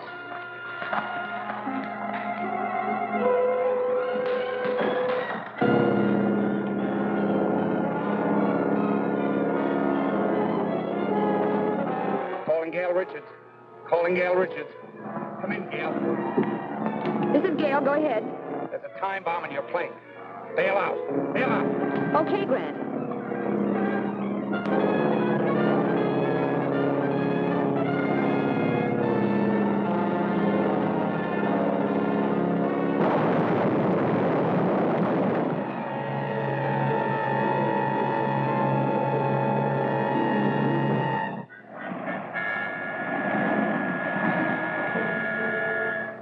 Scarab must have feared the blowgun would lead directly to him, or he wouldn't have gone to such extremes to destroy it. He certainly did a thorough job. There wasn't even a fragment of it left in the wreckage. I don't think those two prisoners will help us much. They're just two small-time thugs hired by Matson for that particular job. I wonder if the Scarab ever heard that the police make plaster of Paris copies of all important pieces of evidence. But we didn't have time to make a replica of that blowgun. I know that, but the Scarab doesn't. We could let the news leak out through the underworld that we have an exact duplicate from which Grayson can identify the owner of the original. And I'm willing to bet it won't be long before the Scarab hears about it.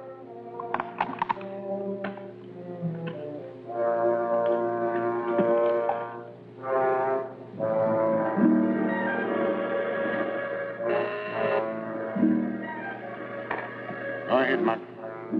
Number 31 reports the DA has a plaster model of the blowgun. He's wired Grayson to come here to identify the owner. That's all. A model? Why did they make a model of it? Routine procedure, I suppose. This calls for action. We have no time to lose. We must find out where Grayson will go when he arrives. Put every available man on the job. Check reservations on every train, bus, and plane coming into the city. Find out about all reservations in all the hotels. Get started immediately. This is a good reproduction, Walt. Should serve our purpose. But I'd like to see somebody translate those fake Mayan hieroglyphics I painted on it. District Attorney's office. Yes, Commissioner. He's right here. Yes? They fell for it, Grant. A man just asked about Grayson at the Hotel Metropole. And they told him that he reserved room 504 for this afternoon. Fine. That's just what I hoped to hear. Have you got a man at the Metropole? Yes. Donovan is taking the doorman's place. All right. Leave him there. But don't have anyone else around.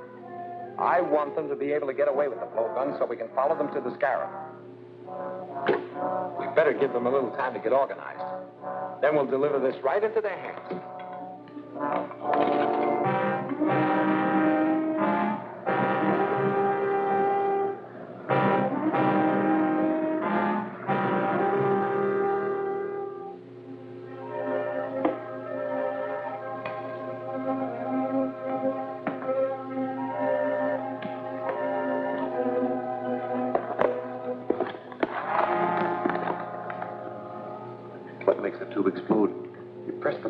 and on the second chime, the wire will burn through, causing the tube to drop and break.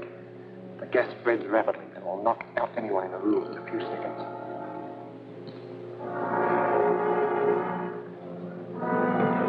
Anything new, gentlemen? Yes. Madsen and two others went in a few minutes ago. One of them stayed in the lobby, a lookout, I guess, and the others went up to the room. What about their car? Parked around the corner. Drive around and watch their car. If they should leave before I can get back, trail them.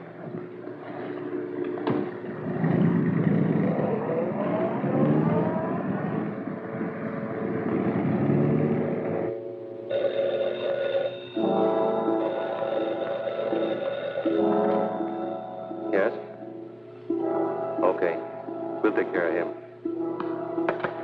The DA's coming up here alone. He's carrying a long tubular case. A blowgun must be in it. Why is he coming before Grayson gets here? I don't know, but he's got the blowgun. That's all we want. Come on.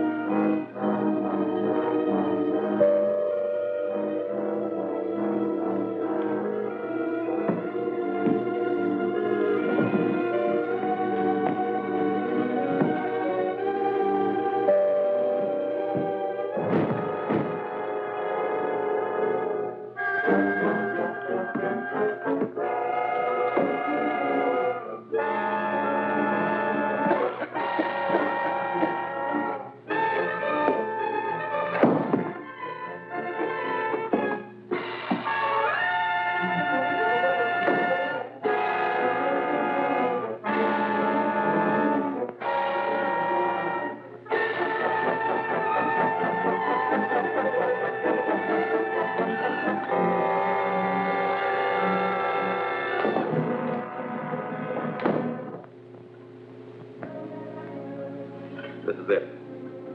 I'll take the blowgun out the back way. As soon as the gas clears, you go in and finish the DA. Quiet. Then report to the scarab. Right.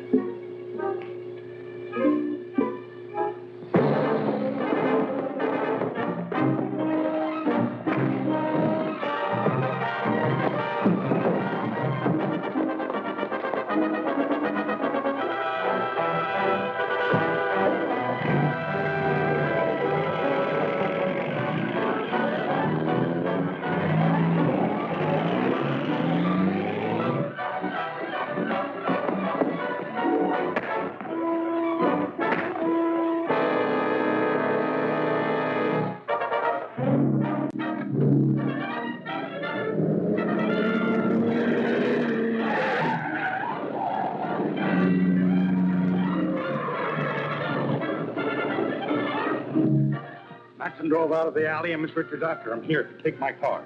Thanks.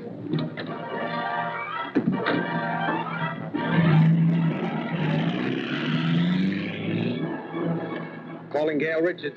Calling Gail Richards. Come in, Grant. Where are you? Going out Jefferson Road. Matson's about a quarter of a mile ahead of me. Don't get too close. I'm following you in Donovan's car. Keep me posted. Right.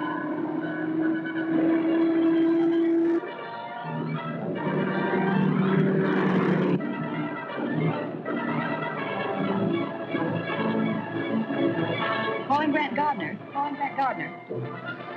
Come in, Gail. He just turned off toward that old barn east of the river. I know the place. Drive past it, then double back and keep an eye on it. I understand. Don't start anything unless you absolutely have to.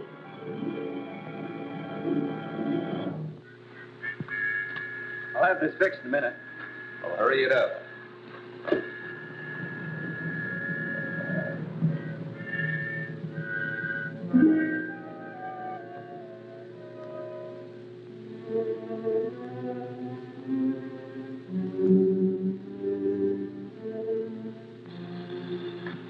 Calling H1. Calling H1. Come in, M3. Did you get the blowgun? Yes, everything's okay. I'm not so sure. Norton hasn't reported in yet. He hasn't. I better go back to the hotel and find out what happened. Norton must have got in trouble. I'm going back to look for him. You're staying right here, Matt. Back up. You too. Tie him up.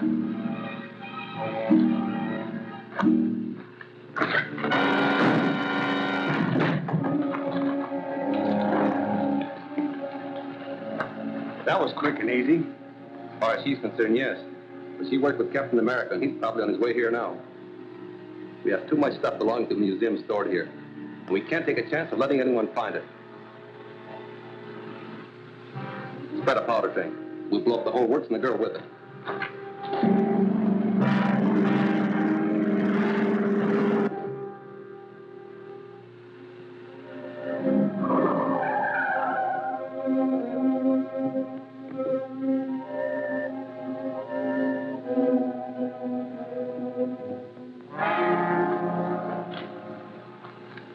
All set.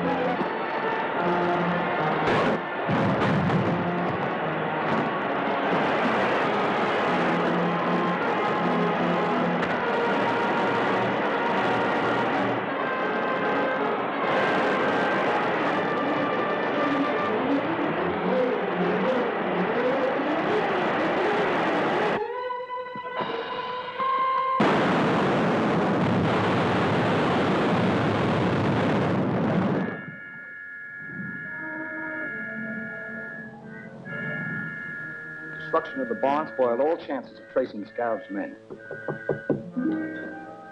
Oh, Gail? Have you gentlemen seen this?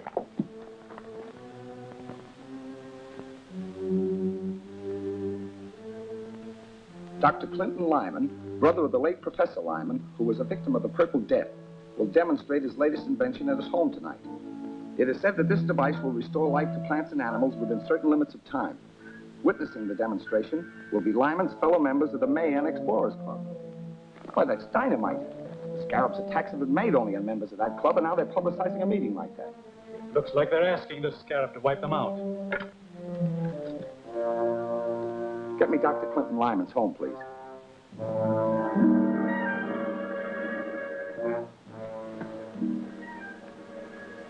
Hello? Oh, I never intended that to get into the papers. I simply mentioned it at a private luncheon at my club. I advise you to cancel tonight's demonstration. Oh, no, that's impossible. Then you're only inviting disaster for yourself and your associates. No, I don't really think so. If it would relieve your mind, why not attend my demonstration? Thanks, I will. I'll be there with my assistant, Miss Richards. These scientists don't seem to realize their danger from the Scarab.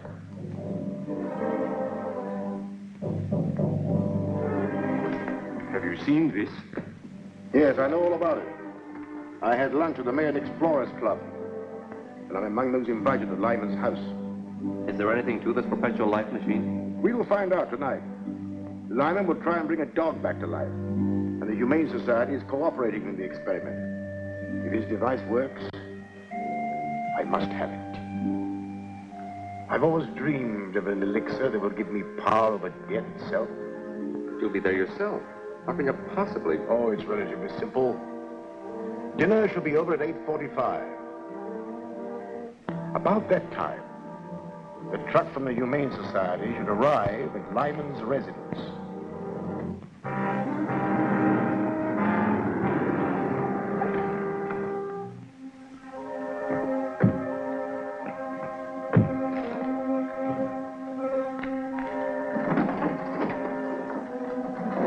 Remember, don't do a thing until you're sure the demonstration's a success. Right. Jerk is waiting in his car outside. He'll cover us in case we're trailed.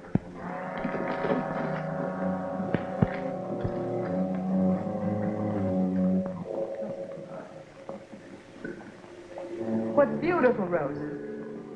This morning they were withered and dead, and my machine restored them to life. Mom. Can the machine be used to restore human life? I've never tried it, but I'm convinced it will. That must be the men from the Humane Society. Excuse me.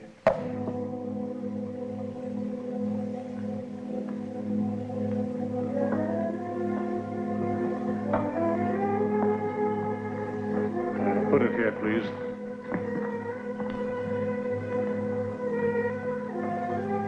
Now, if you'll wait in the anteroom.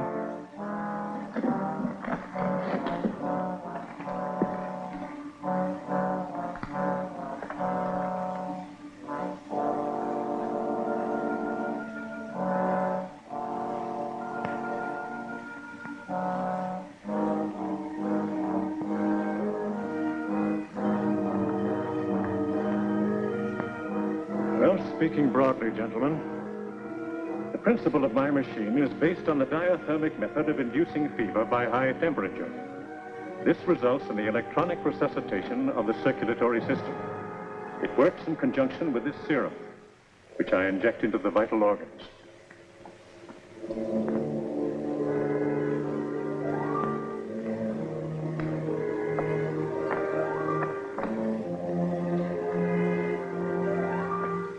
Of course, if the subject has been dead too long, I cannot expect success.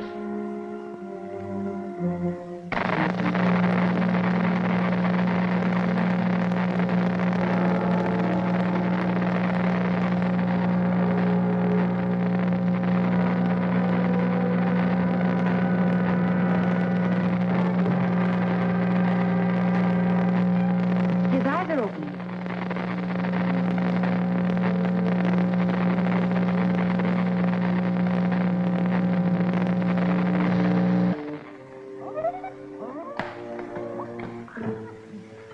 Gentlemen, I believe the experiment is a success. Wonderful, a miracle. Congratulations, Doctor, on your great contribution to science. Thank you. Here, doggy. I'll get him.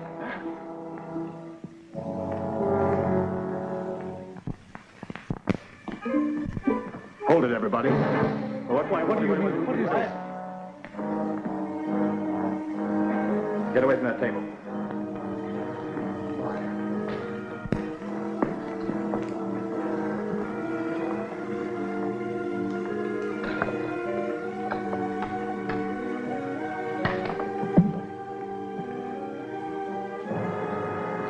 Keep him covered till I get back to help you with Lyman.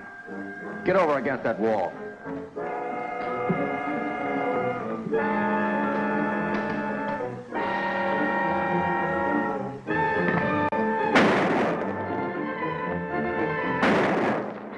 Something's gone wrong. Get away from here. I'll pick up Dirk and we'll take care of Lyman.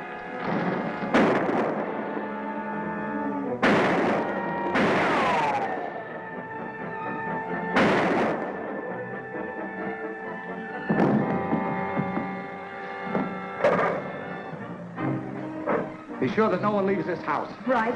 What is the meaning of all this? I don't know.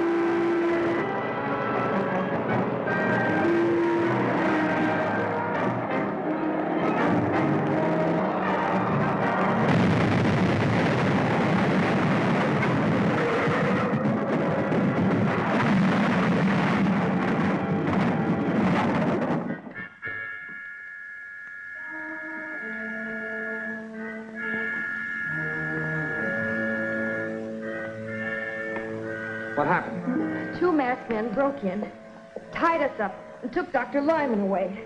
Dr. Melder was hurt trying to resist them. Tore the mask off one man. It was Matson.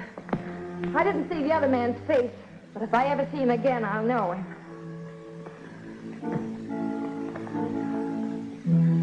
He'll be all right.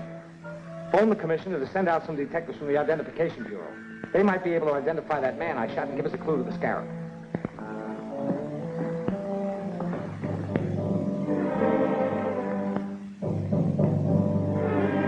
Lyman's at a research laboratory, and Hunt got through with the machine safely.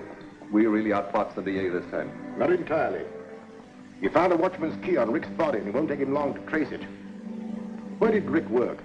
He was a night watchman at the Collins gravel pits. We've been using the office there as a meeting place at night. Well, go there immediately and destroy any evidence that might point to me before the district attorney gets there. Or wait. I have a better plan.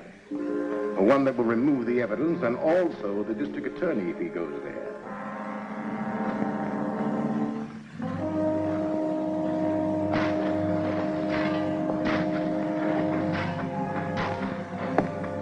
Take the plunger rope about 200 yards.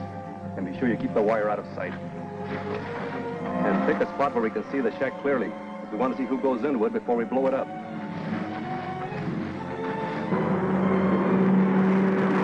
I'll jump off about 100 yards from the entrance. Keep going. You know what to do.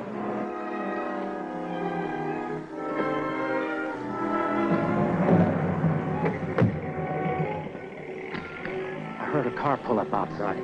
It's all right. We're ready.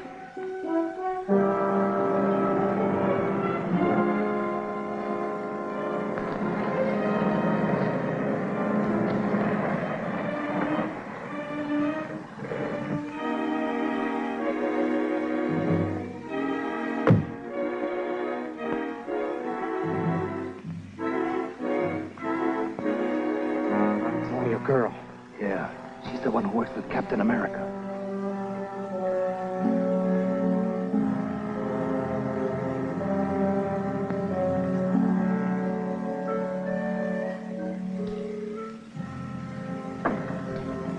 Shall I blow it? No, wait a minute. Captain America might show up, too. He'd never let her come out here alone. You're right. Get your hands up.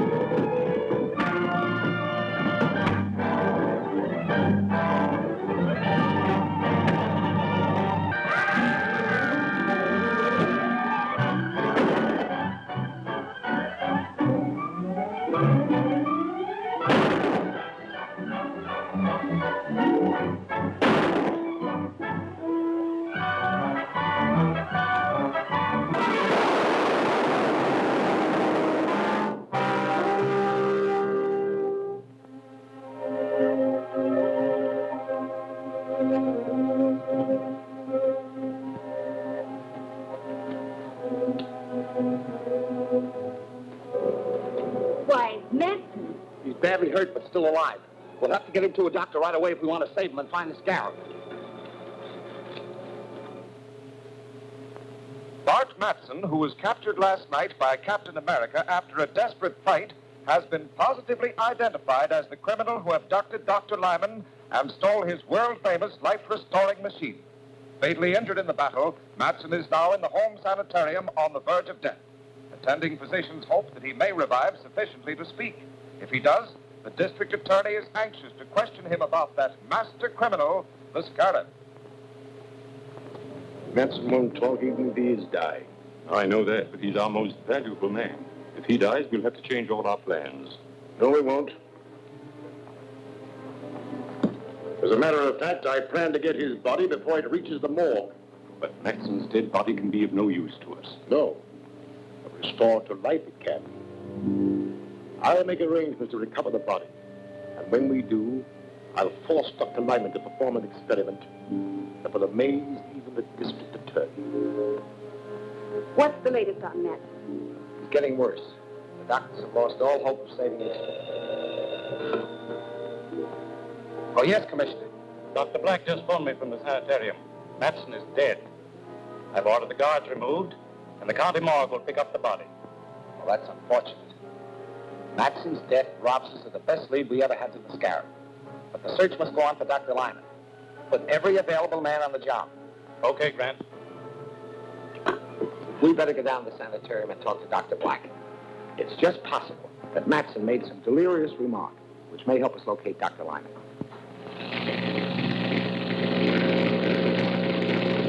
Cut it off. As soon as my men recover Matson's body, it will be brought here. You will resurrect him with your life-restoring machine. But I didn't construct this machine to bring a murderer back to life. And besides, it would take 1,000,000 volts of electrical energy before this machine would be effective on a man. Well, fortunately, I read your comments on the operation of your machine. And I've been able to supply everything you may require. Come, I'll show you.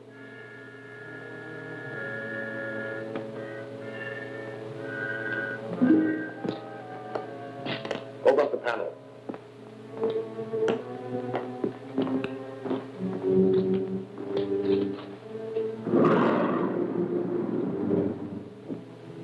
This apparatus, Dr. Lyman, is capable of generating all the electricity you can possibly need. Set the control for 1,000,000 volts. Throw the generator switch.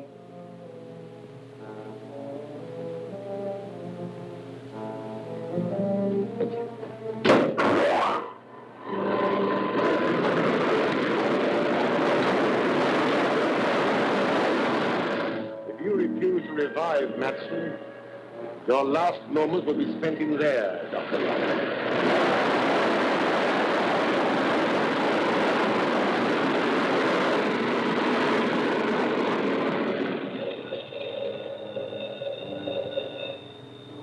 Yes? Oh, yes, Gruber. Very well, we'll be ready. You won't have long to wait, Doctor. My men report that the morgue truck has just arrived at the home sanitarium.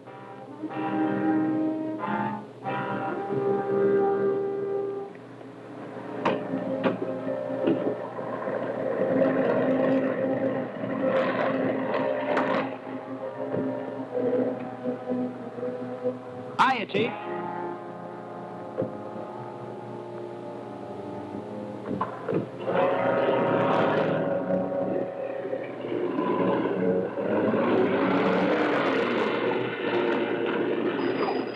What's the trouble? Get out. Open up the truck.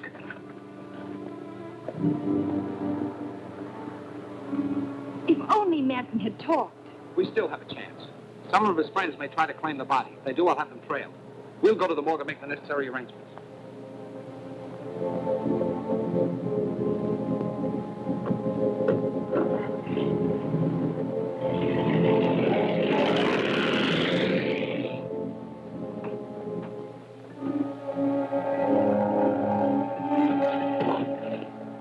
All right, you two. Start walking and don't look back.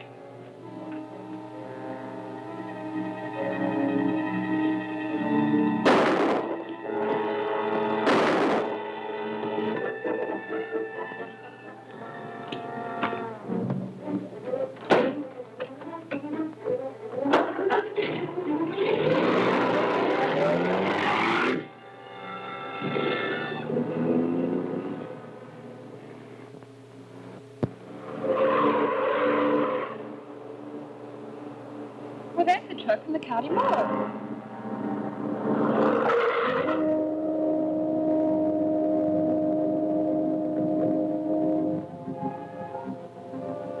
Look out! Don't step there. Something written on the ground.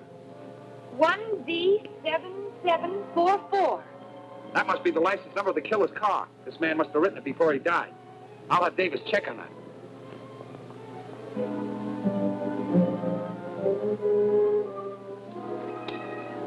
GG calling WD. GG calling WD. Come in, GG. The morgue wagon was hijacked. An automobile with the license number 1D7744 may be involved. Have the commissioner send out a general alarm to locate the car, but make no arrests. I'll handle this case myself. I'm on my way back to the office now. Okay, Chief. I just want to verify this number. 1B7744.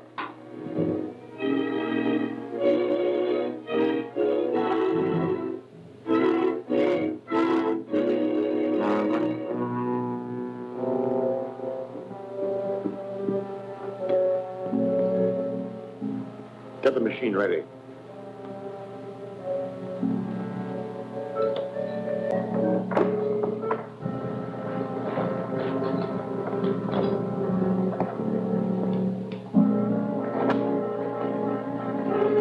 If Madsen does not revive Dr. Lyman, your body will be used in the next experiment.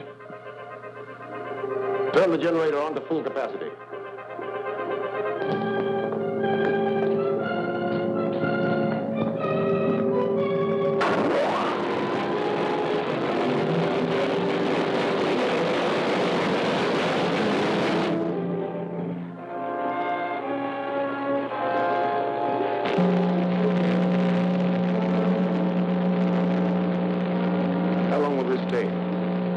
Well, it'll be some time before I'll know. This man has been dead for hours. The commissioner just phoned.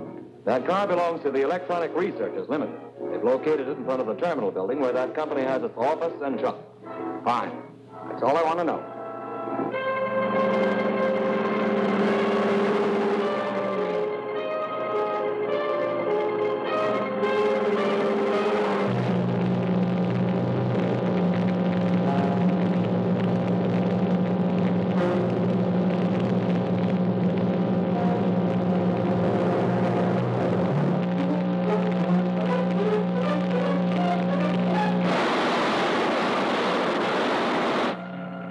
Well, that should be enough for now.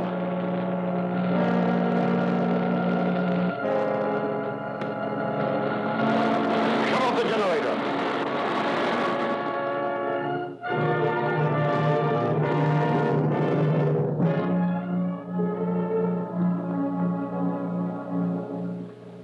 He's ready for the serum now.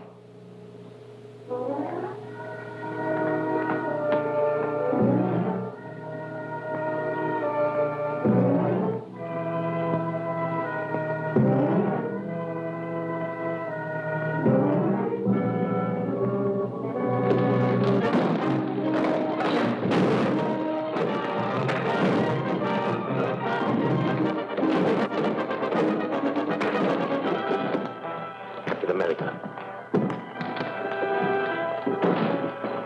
How much longer will it take it to revive? Well, only a few seconds. But I hope by that time Captain America will have captured both of you.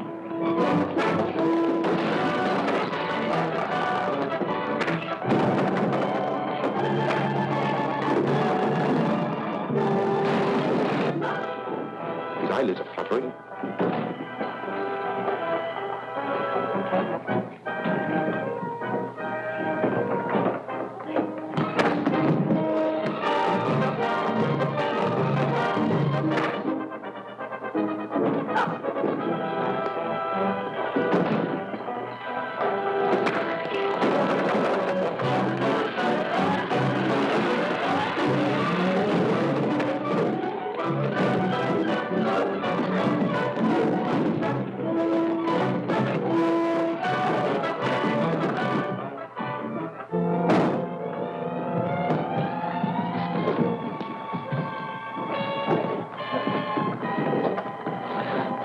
Get out of the window, Matson.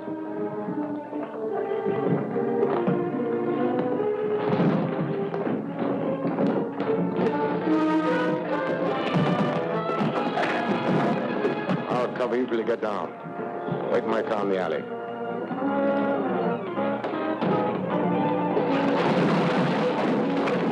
Pick up the machine and follow him.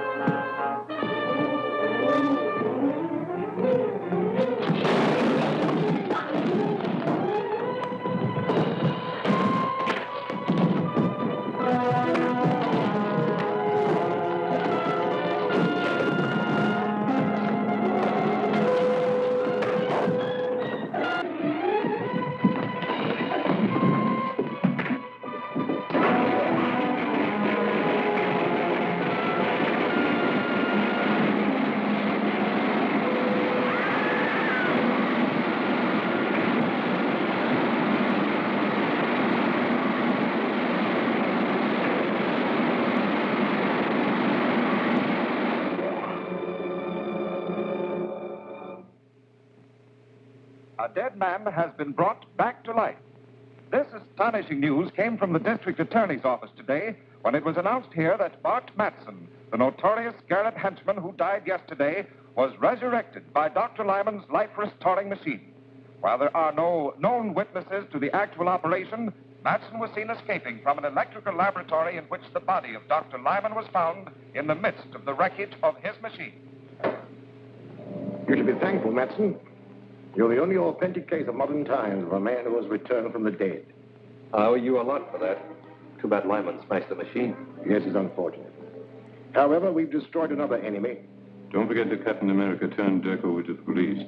They'll slap a murder charge on him. Oh, I don't think so. The only witness is Captain America, and he can't testify without revealing his identity. If he does that, we should be compensated for the risk we are taking. Dirk might talk. They put the screws on. No. I'm taking all precautions. Our lawyer has gone to see him. He'll warn Dirk to keep silent.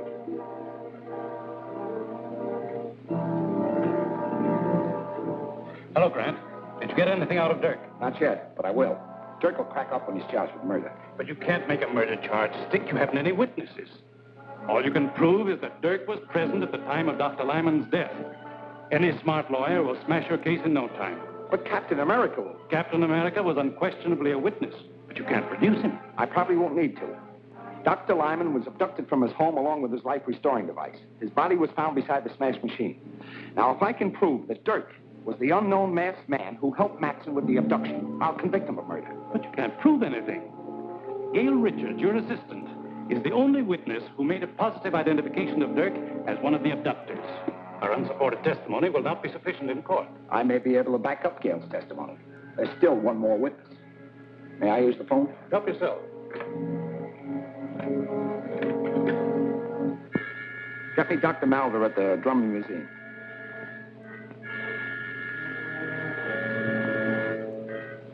Yes, Gardner. Is there something I can do for you? I hope so. We have a prisoner here who we believe is one of Lyman's murderers. Now, we'll have a case against him if you can testify that he was one of Lyman's abductors. But he was masked. I only saw the man that Miss Richards called Matson. I understand that. But we'll put a mask on the prisoner, and there may be something, some gesture or some mannerism that you may recognize. At any rate, it's worth a trial. Now, could you arrange to be in my office at 2 o'clock this afternoon? Of course. And I hope you have the right man.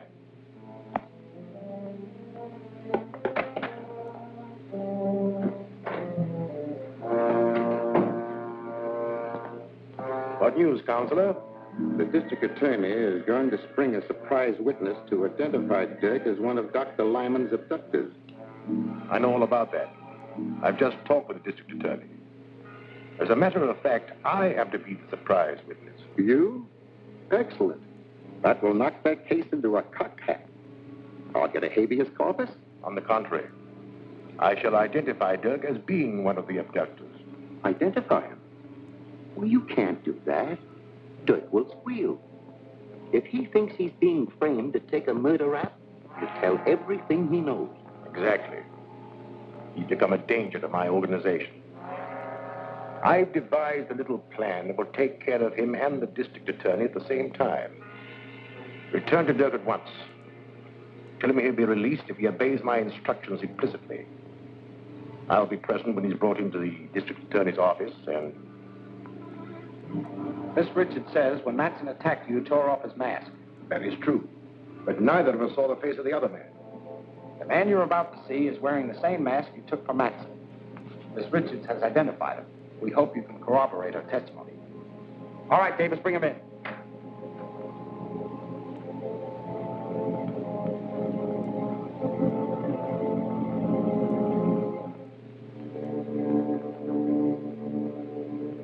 No, I'm sure this is not the one.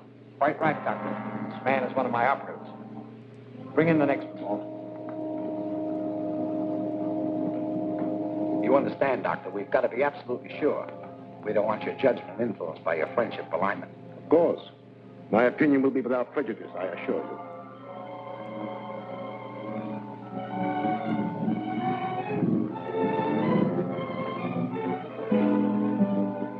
This unquestionably is the man who looted Matson in the raid on Lyman's house. That's a lie. You're trying to frame me. Are you willing to identify this man under oath? Positively. That's good enough to convict. Book him for murder. Murder? You can't do that. Suppose I talk. What'll I get? If you'll name the scarab, I'll accept a plea of guilty of second-degree murder.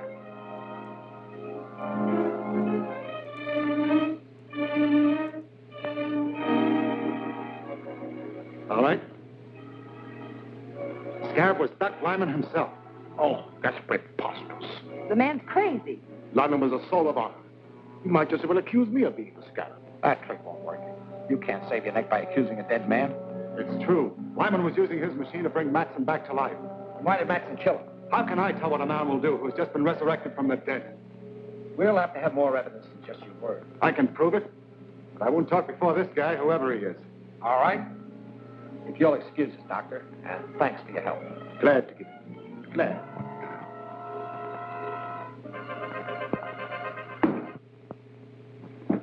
Now talk. What's your evidence? Lyman's papers and a list of all his agents. They're hidden in his house. Lyman's house was thoroughly searched before it was closed up. You didn't know the Scarab.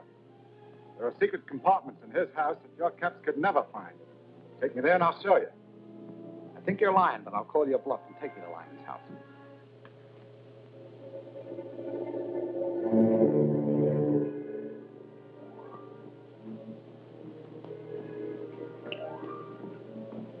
See that you don't fail this time. Dirk has served his purpose and is of no further use to us. He and Gardner must be destroyed. Leave it to me. I'll drop them the minute they come through the door. Not quite so quickly. Before they die, let them know that theirs is the fate of all who attempt to thwart the Scarab.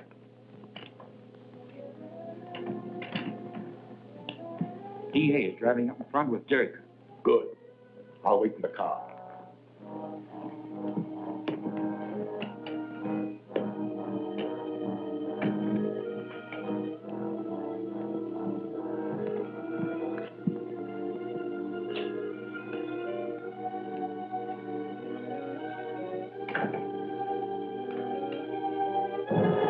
Stand where you are, Gardner.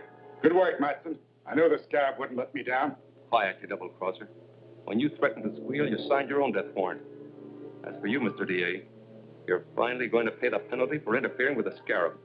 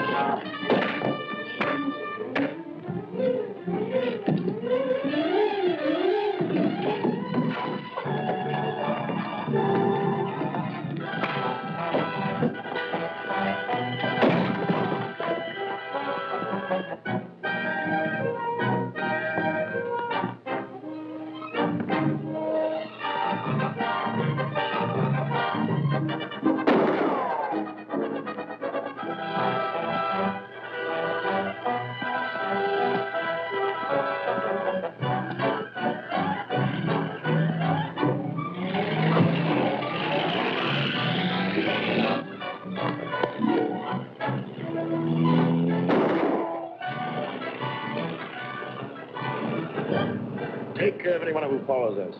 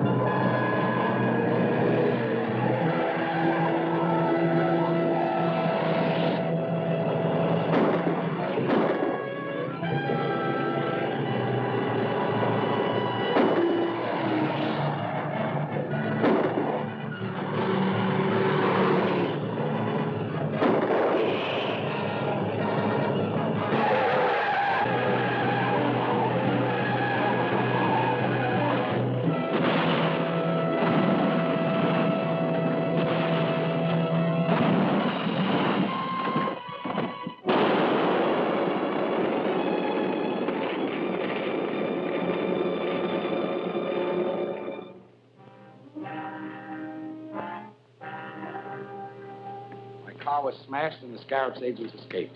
G.F. Hillman, the railroad president's on the phone, Chief. He's calling by a radio phone from his private car on the Westland Limited. Hillman? Wasn't he one of the principal backers of the Mayan expedition? That's right. I'll take the call here.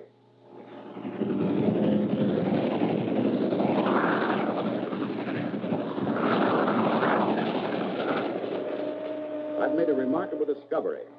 A clay tablet which I received from the last Mayan expedition was dropped and broken yesterday and exposed a copper plaque etched in Mayan symbols.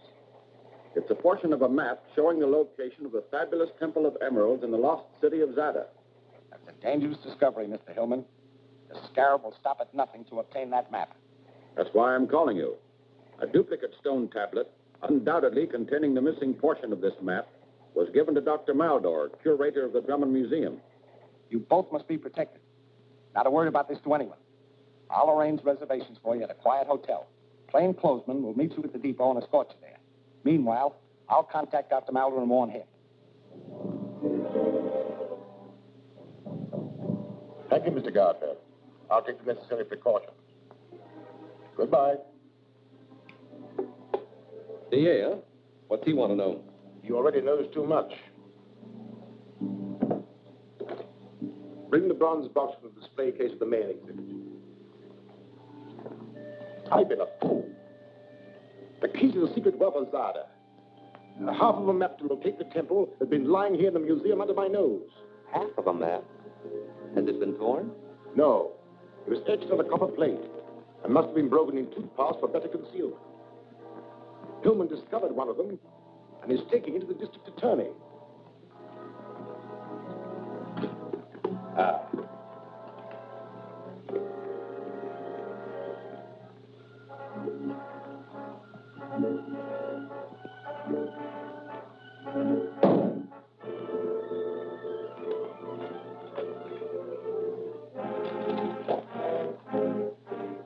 That's it, all right. It's worthless without Hillman's half. Of course. But I can overcome that difficulty. I shall discover Hillman's whereabouts through my good friend, District Attorney Gardner. Come in. Dr. Maldor, you should have come here without proper police escort. I warned you. Your warning came too late. I investigated the Mayan exhibits as soon as I heard from you. This case has been opened and looted. It contained the tablet referred to by Hillman. Any indication how the thief got in? Not a sign. Who has handled this case? Only as my assistant, Gruber, and myself. Well, have a seat, Doctor. I'll have Davis check this completely for me.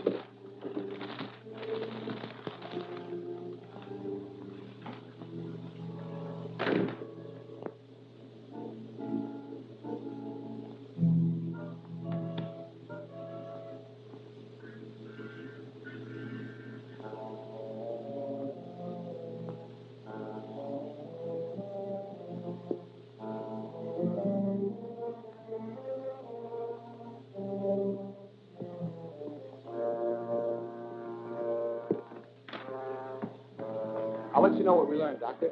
Meanwhile, I'll have the police search the museum for additional clues. Fine. And you tell Hillman what happened? Yes, I'll phone him right away. Now, if you'll excuse me, Doctor? Why, certainly. Goodbye.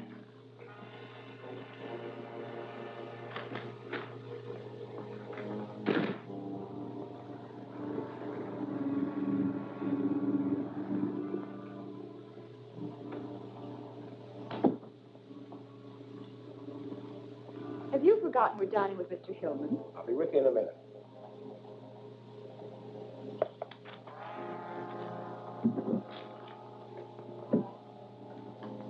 All right, let's go. Hello? Yes? I'll bring them over right away. Commissioner, he's just received the police report on the museum robbery and wants all confidential files brought to him immediately. I'll have to go back to the office and pick them up. But what about our dinner engagement? You go ahead. I'll try to join you later.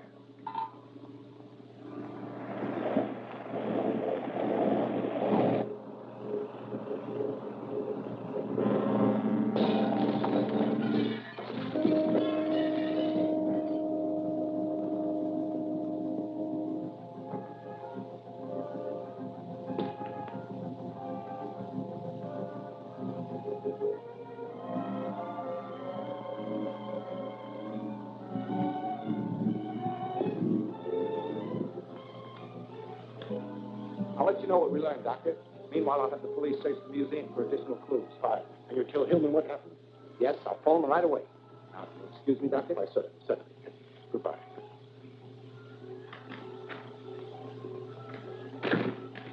Get me Mr. Hillman, Hotel Metropole, Suite 504.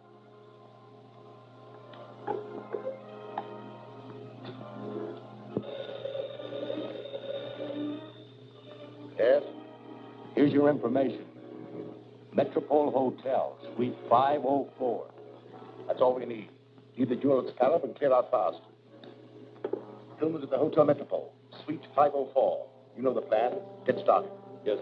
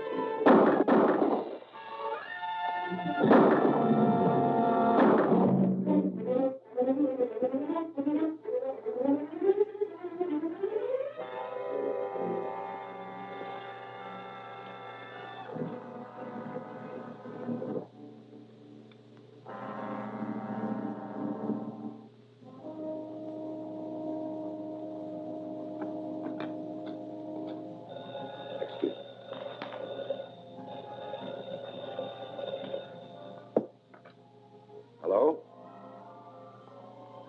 Certainly. Mr. Gardner wants you. Thank you.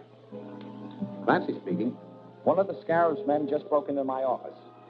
I don't know what he was after, but it probably means they're trying desperately to find Hillman. So be especially careful. I'm coming right over.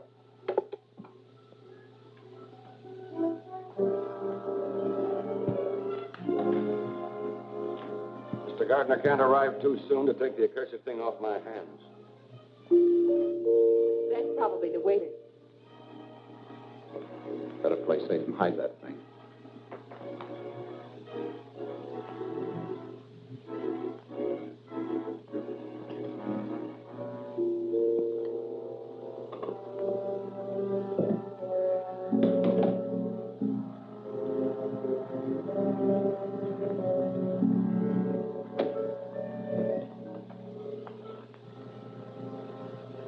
Sorry, Bud. Just a formality. Go in.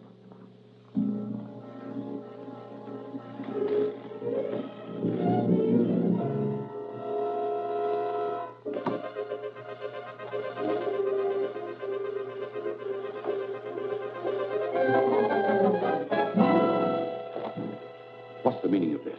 One peep out of any of you, and it'll be your last. Get over here. Turn around.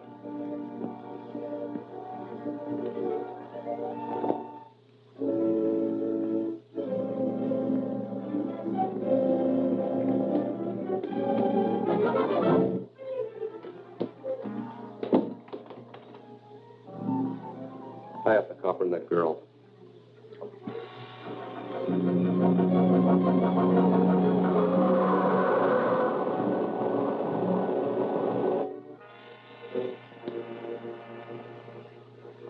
Put them in the closet.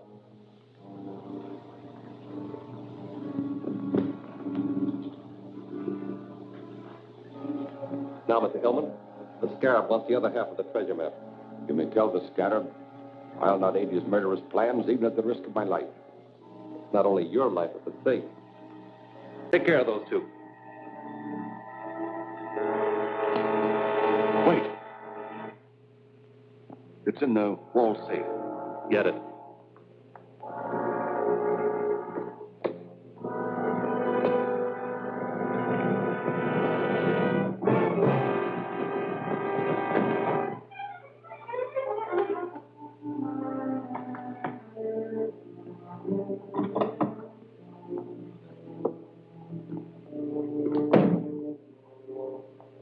Watch him. If he tries any tricks, let him have it.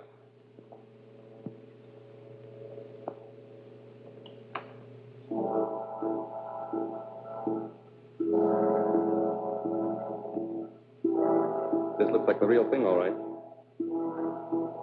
Now, we're taking you to a nice, quiet place where you can decipher both pieces of this map for us. We'll go out the service entrance. Take a look in the corridor and see if it's clear.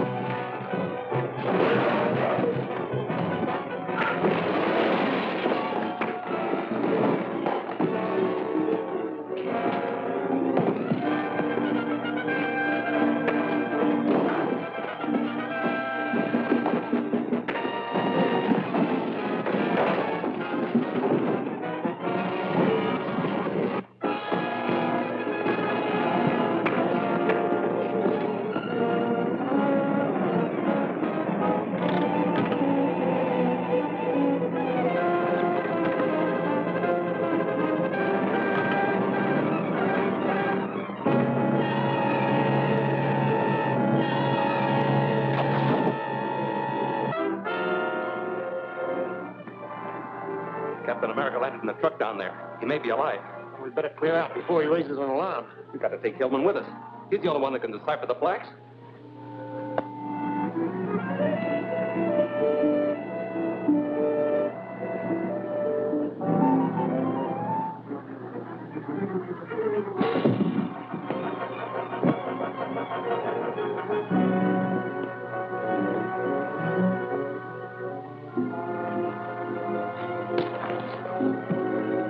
You're coming with us. If anyone tries to stop us, you'll be the first to get it.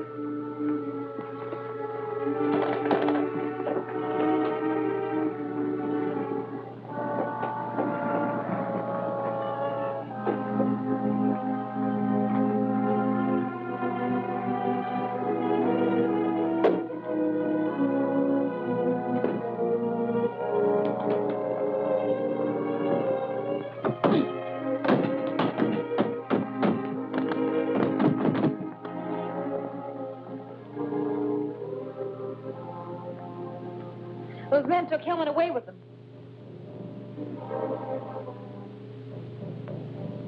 Captain America tried to trail us, but we lost him. So Hillman is resting comfortably at the farm. He'll be in shape to talk by morning. I wonder how Captain America found out we were at Hillman's hotel. I think I know. One of my agents reported that the man we sent to the district attorney's office for the electro recorder was killed. His body is in the morgue.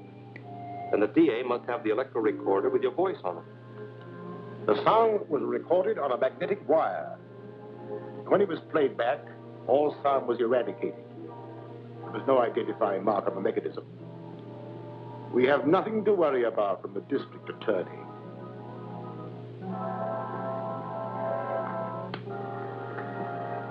The man I found here must have thrown this out the window. I picked it up in the street below. Seems to be a recording device of some kind.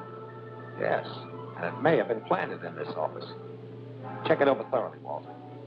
All right, Chief. Give you a full report in the morning. Fine. Let's hope we get a lead to the scarab.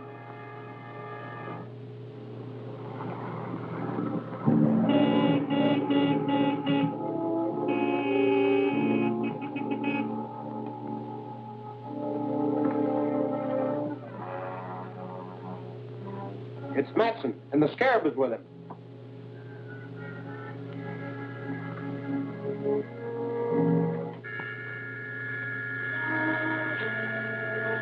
Dr. Maldor, so you are the scarab. Yes, I am the scarab. The murderer of Lyman and Dodge and... I didn't come to discuss that. Let's get down to business, Hillman. I must learn the location of the lost Temple of Emeralds. You will suffer the same fate as your associates unless you decipher these plaques for me.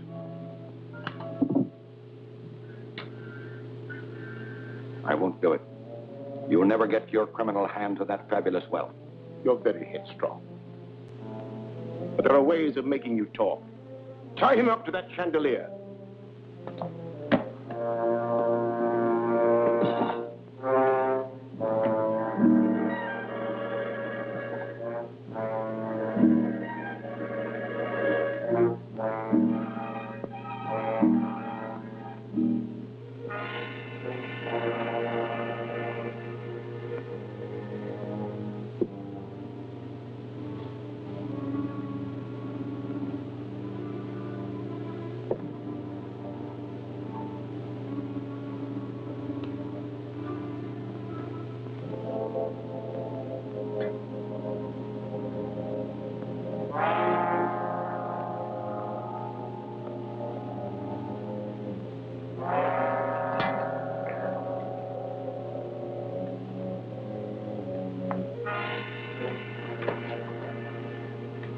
There'll be plenty of time to get the information I want. There'll be no interruption from Captain America or the district attorney now.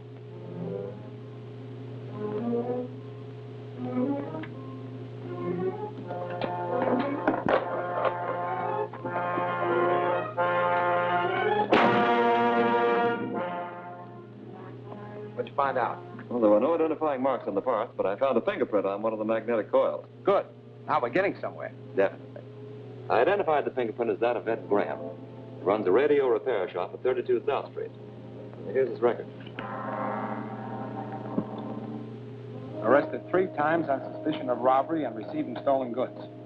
Dismissed each time for lack of evidence. Well, this time we really have some evidence. I hope it helps us find Hillman. We'll soon find out. I'll force Graham's hand before he learns we have his fingerprint to convict him. Get in touch with the chief operator at the telephone company. Have her cut into the line to Graham's radio shop.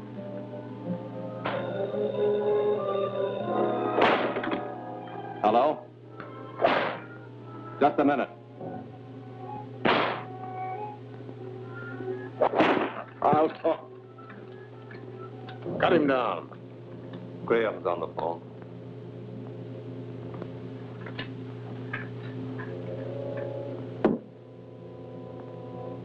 Yes, Graham, what is it?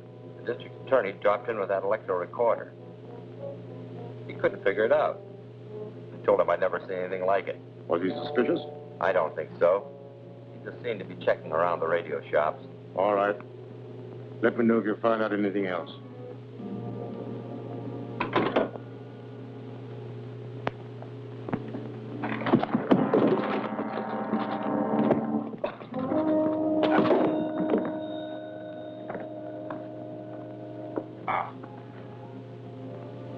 You may have fractured his skull.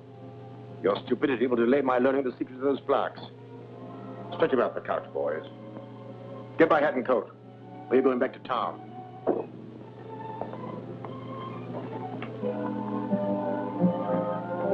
Yes, Alfred. Thank you.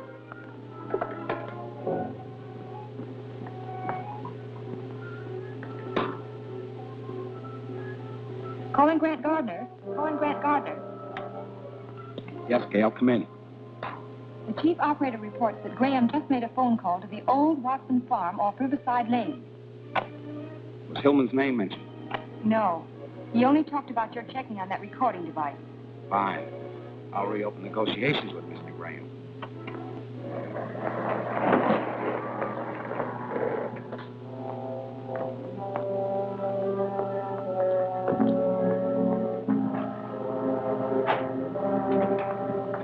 You're under arrest.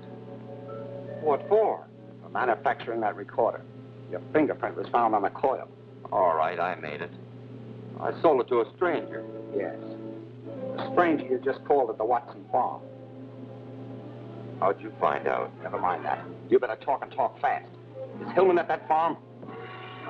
Get around behind here.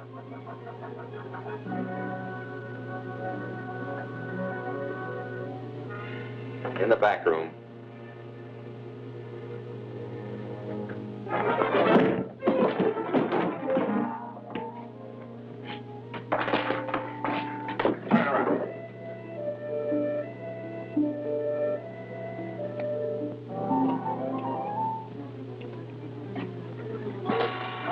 That'll hold you for a while. I'm going to investigate that farm.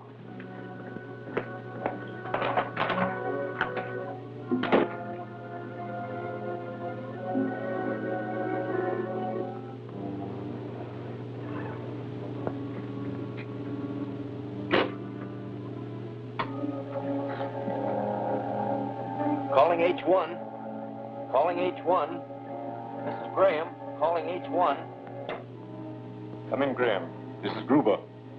The DA's got me tied up in my shop. He's on his way to the Watson farm. Warn the Scarab. I'll phone the farm. Then I'll send someone down to release you.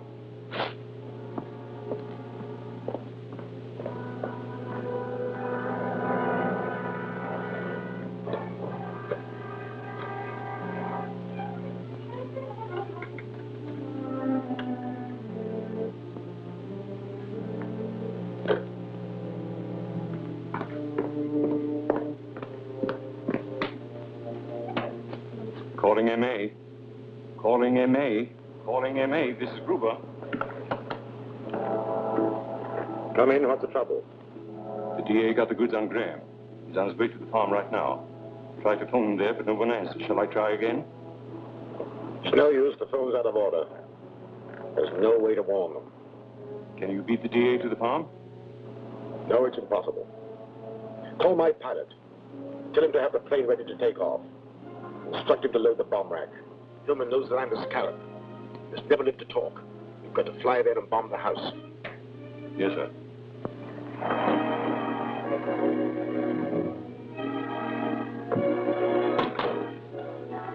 I'd better phone headquarters. Halt!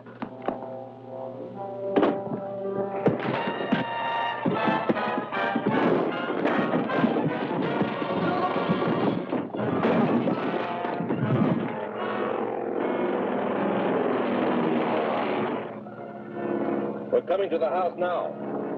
Nose are down.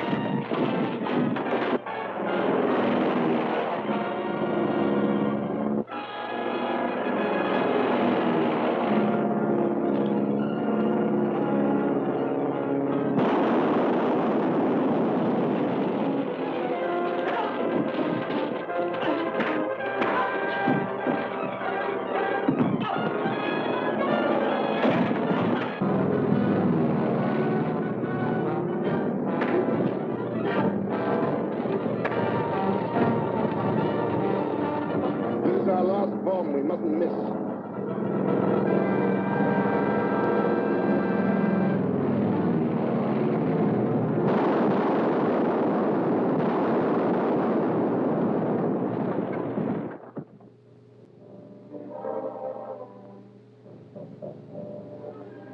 G.F. Hillman, wealthy railroad president, was rescued today by Captain America from the Scarab's agents, who bombed a farmhouse where he was being held prisoner. Suffering from a brain injury, he was rushed to a hospital, the name of which the district attorney refuses to divulge, saying it will be kept a secret to protect Hillman. If Hillman does regain consciousness, you'll tell them that you are the Scarab. He must be killed before he can talk. How? Only the DA and Captain America know where he is. It is obvious that the district attorney and Captain America are the same man. When Graham phoned from the radio shop, he said that the district attorney was on his way to the Watson farm. Yet Captain America was the one who reached there. That doesn't locate Hillman for us. Gail Richards will. How is he? Bad shape. I wired for a famous brain surgeon. He was just starting off on a hunting trip when his office caught him. He's driving back and should be here by 5 o'clock. Here's their reply. He says he's coming here to the office. Yes. I couldn't take a chance to let anyone know which hospital Hillman is in. When the doctor arrives, I'll drive him there. In the meantime, you go to the hospital, stay right beside Hillman. In the event that he regains consciousness, try and get a statement, even for a moment. Understand? Right.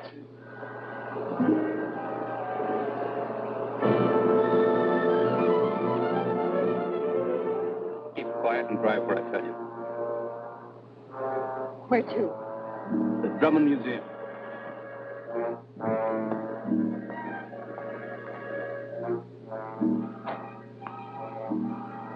It's good to see you, Miss Richards. Be seated. Dr. Melder, why was I brought here?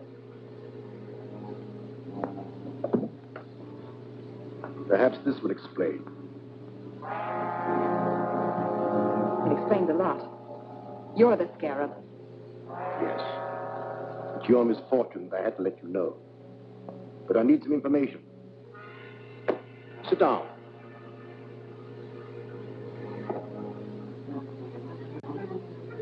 Tell me, where are they keeping Hillman?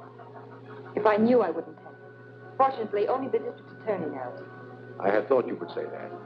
But I have a means of making you tell me the truth.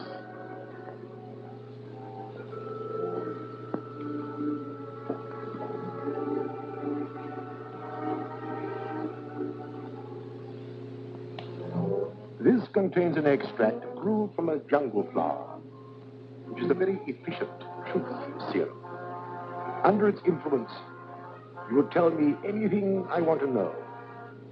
Unfortunately for you, the effects never wear off, and you will spend the rest of your life in an insane asylum, a hopeless idiot. And now, Miss Richards.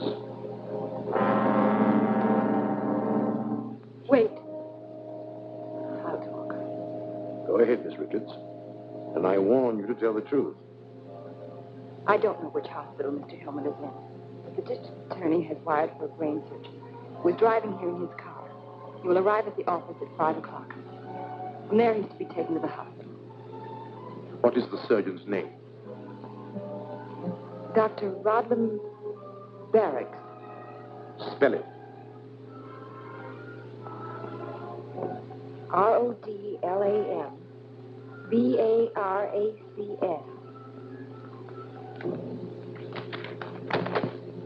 Contact Agent 33.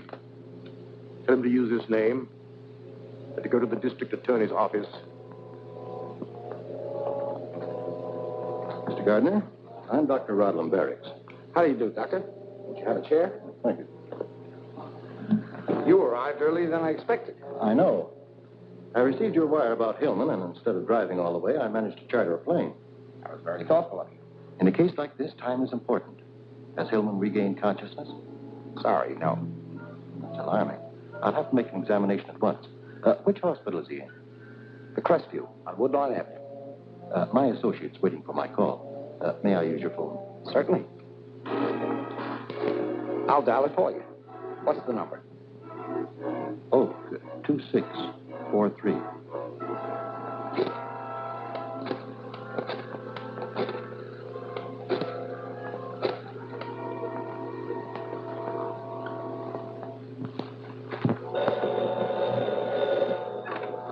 Hello?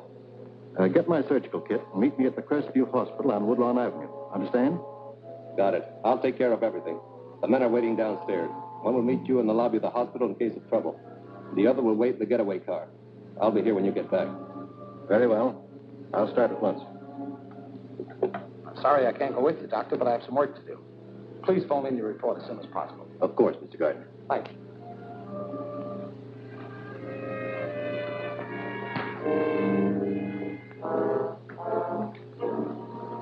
What's up?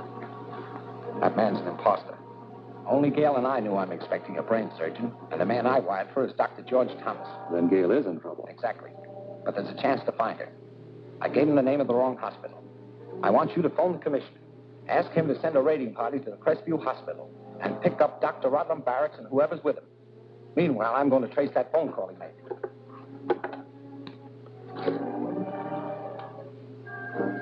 This is the district attorney. I want the address of Oak 2643. Who's there? The district attorney. Open up.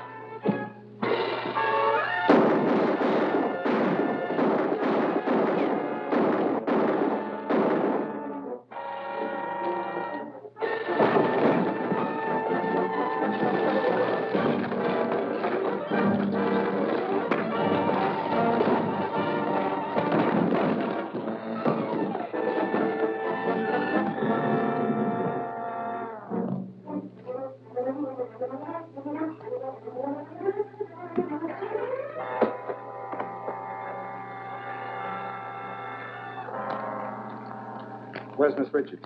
How would I know? You know all right. And about that phony surgeon, Rodham Barracks, too. Phony? Well, the girl told us that... She gave you the wrong name. She made this one up to warn me. And at the same time to tell me that Malder is the Scarab. Malder? You're crazy. Hey, how could she do that? Rodham Barracks is Malder Scarab spelled backward. See? S-C-A-R-A-B. M-A-L-D-O-R. Malder is the Scarab. When Malder finds out she double-crossed him, he'll kill her. She'll have a horrible death. Well, you know what he'll... Shut up. You won't find it out in time. Yes? The whole thing was a trap. The cops were waiting at the hospital. Got the others. I just managed to escape. Hold the car there for a fast getaway. We'll be out as soon as we dispose of the girl.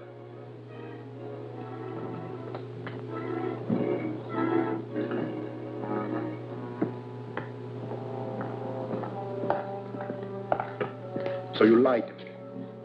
No one can do that and live. This looks 1,000 years old. But it isn't. A week ago, he was a living, breathing man. But he disobeyed my orders. He was placed in this case. In a short time, he became the withered mummy that you see before you. And you'll be just like that in a few minutes. Gruber.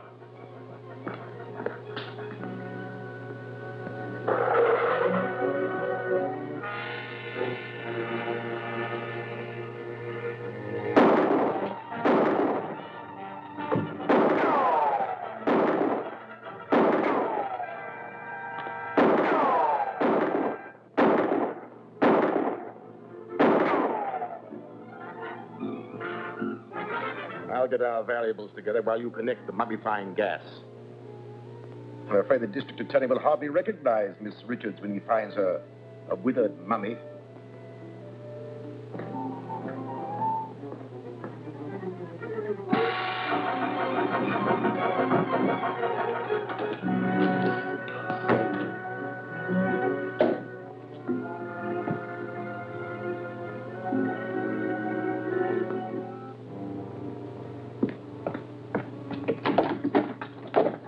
Leaving, Mr. Scarab?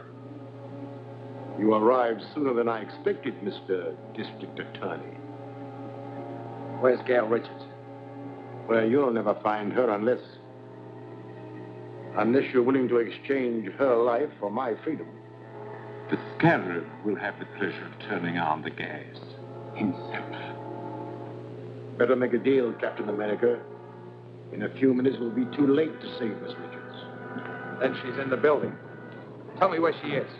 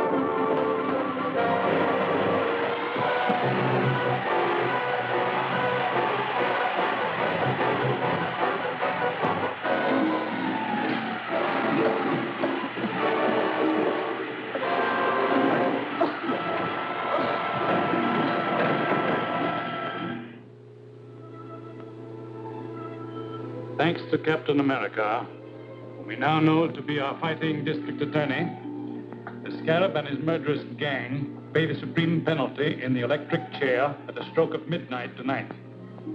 To review the Scarab's crimes... No need to review them now. These convictions definitely prove that crime doesn't pay. I want to say that the people of this city owe a great deal to you, Mr. District Attorney, Captain America. Thank you. But we owe a great deal more to Gail. Her cleverness tipped me off to the Scarab's identity. But Captain America arrived in time to capture the Scarab. It's midnight.